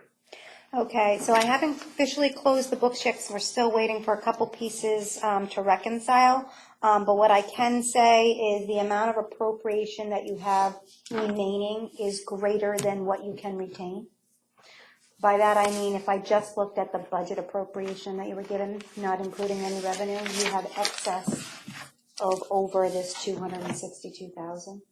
So you can retain up to $262,419. You have an excess of that, so I need to know whether you want to retain the full amount, or if you want to retain what you retained last year, which was $189. We have been consistently trying to retain the same amount each year. It's been around 190. Yep. So I'll move to retain 200K. you're going up. Well, we're gonna put 190K back and we're gonna take the 200 out. 190 goes back automatically because retainage does not roll year to year, so that automatically goes back. All right, so we have a motion to retain 200K. Second. Discussion. Is there a particular reason you're going up 10,000? Just rounding. We're gonna give it back at the end of the year anyway. And the 10 grand doesn't mean buckets in the grand scheme of things. All right. Any other discussion? I might amend that down to 190. It's a week's worth of operating capital. In the grand scheme of Why? things. Why? The 10, because Does I might mean I am making a motion? Well, I'm waiting to hear what other people say. yeah, everything else got more expensive last year. So what should we do? I'm gonna amend, I move to amend that to 190,000. Do we have a second? To We have a second to amend it to 190. Second. Okay, we are now discussing reducing the original motion for 200,000 down to 190. This is the amount of money that we keep and not give back at the end of the year back to the town in the form of tax refunds. Well, depending on how the town uses the general fund, which they usually give back in a reduced tax rate. Yeah, so what the retain, so that people in the audience understand what retainage is. Retainage is 2.5% of what your net evaluation is, that you can retain each year. Retainage only comes into play if you have an emergency. An emergency means you have a deficit appropriation. It also means that you don't have assets, meaning trust funds and things like that, because the state would look to you to utilize any resources you might have before you draw off this. So with that said, you may retain, but it may only be used if you have no resources. If you want, if say you retain 190, it holds it aside in a pool, and then it gets released and sent back to the taxpayers at the end of the following fiscal year. And just to clarify, this board has absolutely no power over what happens to this money once we give it back to the town. It goes to the selectmen, and the selectmen can do with it as they please. They have traditionally given it back to reduce the tax rate, but the money that we put back into the general fund, or it's not even the general No, fund. I think it's a reappropriation of funds with DRA. They reappropriate it. I don't think the town actually has anything to do with that. It doesn't hit their. Those are two separate things. Right, but they don't have to do it in a tax. No, that it basically goes back to Department of Revenue. Department of Revenue takes a look at what we're returning for surplus. They take a look at what we're retaining, and they take a look at what the tax rate, they reappropriate what your appropriation will be for the following year, or the upcoming year. But the money itself is decided upon by the selectmen. No. No? No. No. I'm wrong? That money, because that's not their budget. That's It's our not their budget, yeah. That's our budget. So that doesn't fall into the. Surplus doesn't go back to. It is not, it's not the Choose to offset town, the tax no. rate. It automatically gets. It automatically goes back to offset the Take tax. that back. I was wrong. So whether you send it back now, or whether you send it back a year from now, it will offset the taxes either way. Okay. Unless it is utilized, which rarely will that be the case unless you have a catastrophe. And so to put it into perspective, we need about $1 million, a little more than $1 million a month to operate. So we need $250K a week, so that $190,000 or $200,000 gets us to Saturday on any given week. Right, but my amendment is to, it would reduce the tax rate a tiny bit, and I'm sticking with what we've traditionally done rather than. All right, so all in favor of the amendment to reduce it to 190,000? Aye. Opposed? All right, 4-1. We are now on the original motion to have a retainage of 190,000 for the following year. Any additional discussion? I want to drop it by a penny just for fun. You didn't buy pizza, so no. I already bought somebody food today. Any additional discussion? All in favor of retainage of $190,000? Aye. There we go. Thank you. All right. Oil heater approval. Do you have the amount we didn't have for the last meeting? That wouldn't come from me. That he was going to have it. So I guess we'll Pass that along to you. Can you table that one? Table. I move the table for next week. It's not in my packet. What's that? The oil heater approval? Yeah. Was that not the oil heater? That was the oil pumps. Oh, it says, I was just looking at this. Yeah. Yeah, Just it was at the end of it was the June meeting, you wanted to use the new trust fund to replace it. It's a dollar amount that we don't happen to have yet. We can table till next week. Thanks for coming. Is it in an email? Can I check my email real quick? Maybe. You motioning to table? I move the table till next week. Second. All in favor of tabling it? We don't have it in front of us. I apologize, I didn't know I needed to have that. It's It's not gonna make a your bit of a fault. difference between now and next week. It's not Okay. your fault. Kristen, I see you drawing like this. Tell us about that. Well, it's just Mike's been waiting to get it approved so he can get it ordered. He can't even get it ordered until it's been approved. We need a number. I gave you there was a number that was given back and. You expect us to retain that? No, but I didn't come prepared with it. That's I okay. thought it was just I thought it was a formality of just saying, yeah, let's. If somebody Well, made it, we have tabled it, we can take it off the table, there's no defined time for tabling things, but at this point, we are on to the next item, because there was a vote. Items for shed were added. okay, so, Go ahead. go, all right. So we have a shed rapidly nearing completion. A couple of items that have come up that we've discussed, we may want to look at changing, just to get better utilization out of the space. So the original proposal had a heated space of 10 by 14 on the second floor of the shed. Just so that we could have a thorough bit of information, we asked the contractor to provide us with a couple of dollar amounts. One of them was to increase the size of the heater and add insulation to the entire second floor of the shed. Another one was for then installing plywood on the walls and ceilings, so you have an interior finish as opposed to using like a drywall or something like that, using plywood so that it's a little more durable. And then lastly was to add a paved apron up to the front door and a 4-foot wide walkway to each one of the doors, so that you had a smooth transition from the parking lot into the building. So individually, the additional heater capacity as well as the insulation of the entire second story was 6443. We would be responsible for having a propane tank set back there, but that's a minimal thing we would deal with obviously afterwards. The plywood would be 4280 installed, and then the paving is 2170. Total cost would be 12893 if we chose to do it. What was the total? 12,893. And these are 814s tonight. What was that? I'm just looking for the proposals. Oh, I have them here if you want to see them. I would like to. Did you find a photo? Is there a folder with this, or did he I say? sent it to you, and I don't know if you distributed it or not. They booted me.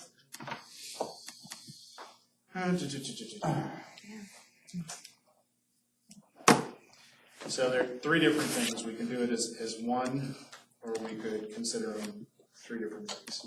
So, I think if you're gonna insulate, we should do the interior finish at the same time. To me, they kind of go hand in hand, but the paving's probably the easiest bite off the apple, so why don't we, I move that we approve 2170 for the paving of the sidewalk and entry into the building. Discussion. Where is this coming from? This is a new budget year, so where is all this money coming from? I think we will allow it to shake itself out of the tree throughout the course of the year. That's not a line. I'm sitting next to Amber. Yeah, watch out. Well, I pushed away when I said that. What line do you want to take this out of? Equipment? We can move it around afterwards anyway. I mean, at the end of the year, we can move it appropriately. Amber, do you want to weigh in on my shenanigans? Isn't there a line for building and Building maintenance? It's not maintenance though, right? Can we go into your budget? I didn't pull Go to the your budget OneDrive. beforehand. That's okay, we can go into our, I have your template done for next year. For this, Current budget. yeah, but we can use the, can you go to shared? You can pass that down to anybody else. What's the most expensive that he? The insulation.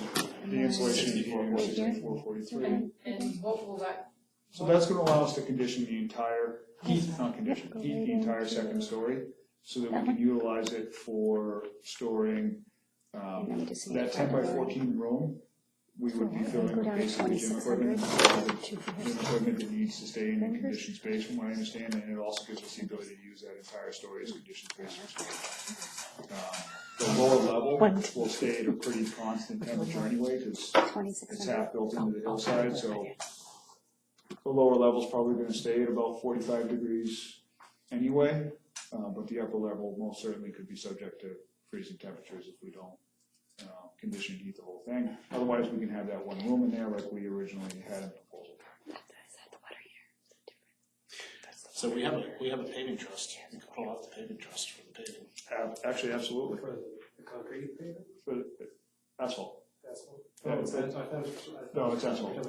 Yeah, so I amend my motion to take the money for the paving out of the paving trust. Amber? Yeah, we have paving trust. Okay, you good with that? Yep, the Okay. paving portion. Yeah. So that was. So the only motion that we have right now is for paving. From the paving trust. And you are asking to amend your motion to say that it would come from the paving trust. Yes. Who was the second on it? Are you okay with that? I'm okay with that.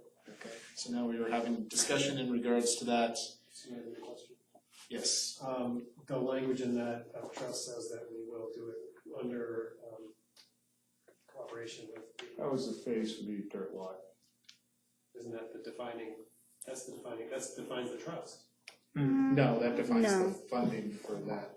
Section, but it's a paving trust. We use that trust to pave the back lot and then center lot. It's a paving. We look back to how it was originally established. Okay. So it was originally established for X, Y, and Z, which we can find that out. The monies that you put in there might have been for a certain project, but that project has been going on for since before I was here. Yeah, it was done in 3 phases, so Yeah. that same trust was used to pave where we are right behind us and to pave the circle and then the front. It's, which yeah, has but I not- think the intention of that trust fund is for overall paving, not for a particular project per se. But I will verify that, but I'm pretty sure. Additional discussion. All in favor of spending 2170. 2170 on paving for the storage shed? With the caveat that it's okay. That was in the motion, so. All in favor? Aye. Aye.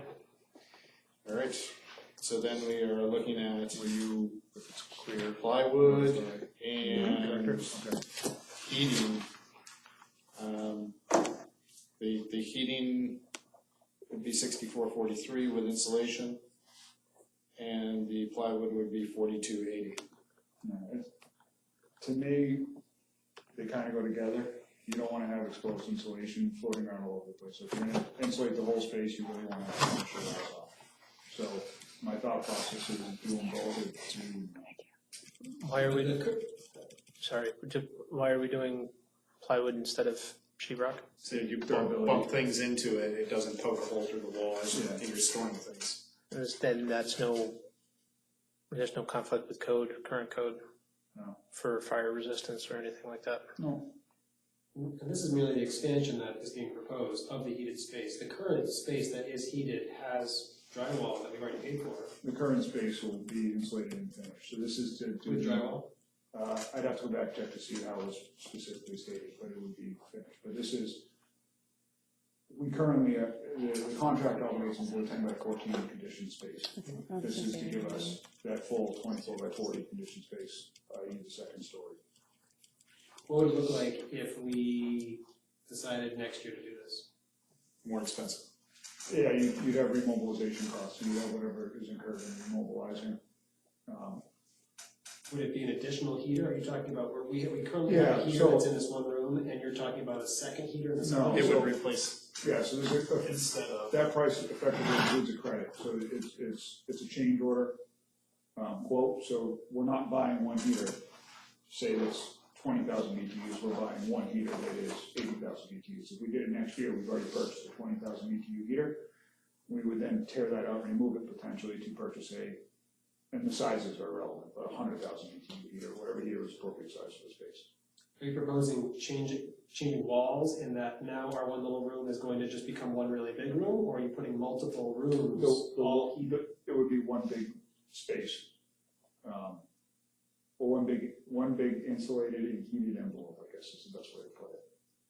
We could partition it off afterwards if we deem fit, but as far as for the sake of what we're requesting would be to condition the envelope, heat the envelope. I keep saying condition from a previous life, but it would be to heat the envelope. Has any of this gone through Mike in terms of whether he could see using the space that way versus what is already planned for? I did not talk to Mike about this. I was just trying to be proactive with looking at things and looking at the potential uses and what we can put out there. And if it would enable us to be able to put more stuff out there, we can put it into a climate control space. It does also provide the possibility at some point that maintenance offices could be out there. Right? Possibly. Why would you want that? They're already hard enough to find. We could have a teacher's lounge. Teachers trucking across in the snow. No.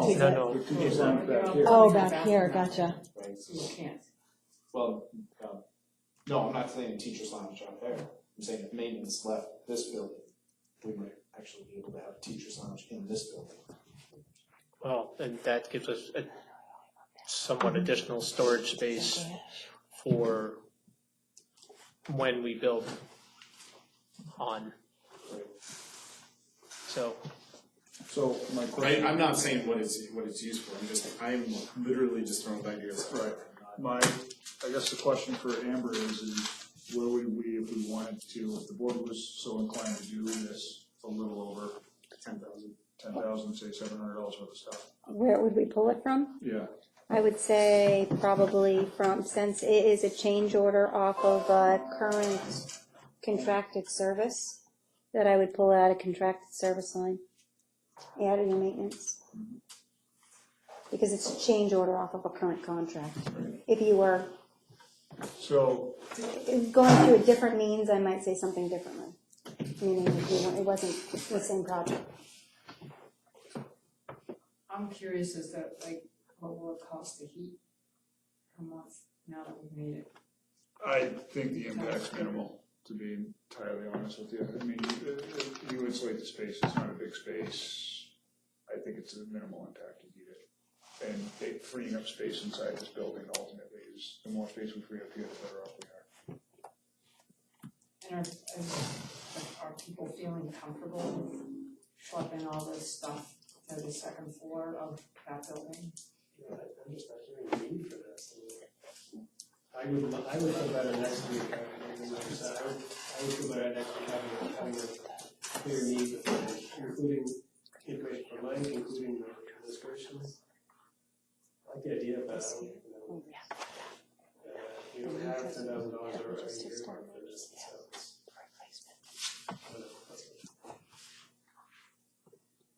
Do you wanna make a motion? I'll take a stab at it. So I move that we approve 10/7/23, the insulation and covering of the walls and ceiling on the second floor of the shed, to be taken from the contractual services line. Do we have a second? Anyone? Wait for them to let it die. All right, So, no, not doing that. we're not doing that right now. Okay, so just the paving. Please. Okay. That's it for items for sheds at this point. Can we go back to the oil pump? Since I had the number? You have the numbers, is the board needs to vote to take it off the table. I move that we take the oil pump off the table. Second. All in favor? Aye. Okay, what's the oil pump? It is $9,455, and we were looking to take that from the new trust that was established, from my understanding. The equipment or whatever. Yep, the one that we just funded, or we will be funding. What was the name of that trust? The equipment? Um, Repair and replacement? Yeah, So I'd move that we approve $9,455 to be taken from the equipment repair and replacement trust fund for the purpose of adding a redundant oil pump system to the boiler. Second. Any discussion? Can somebody speak to Larry on this?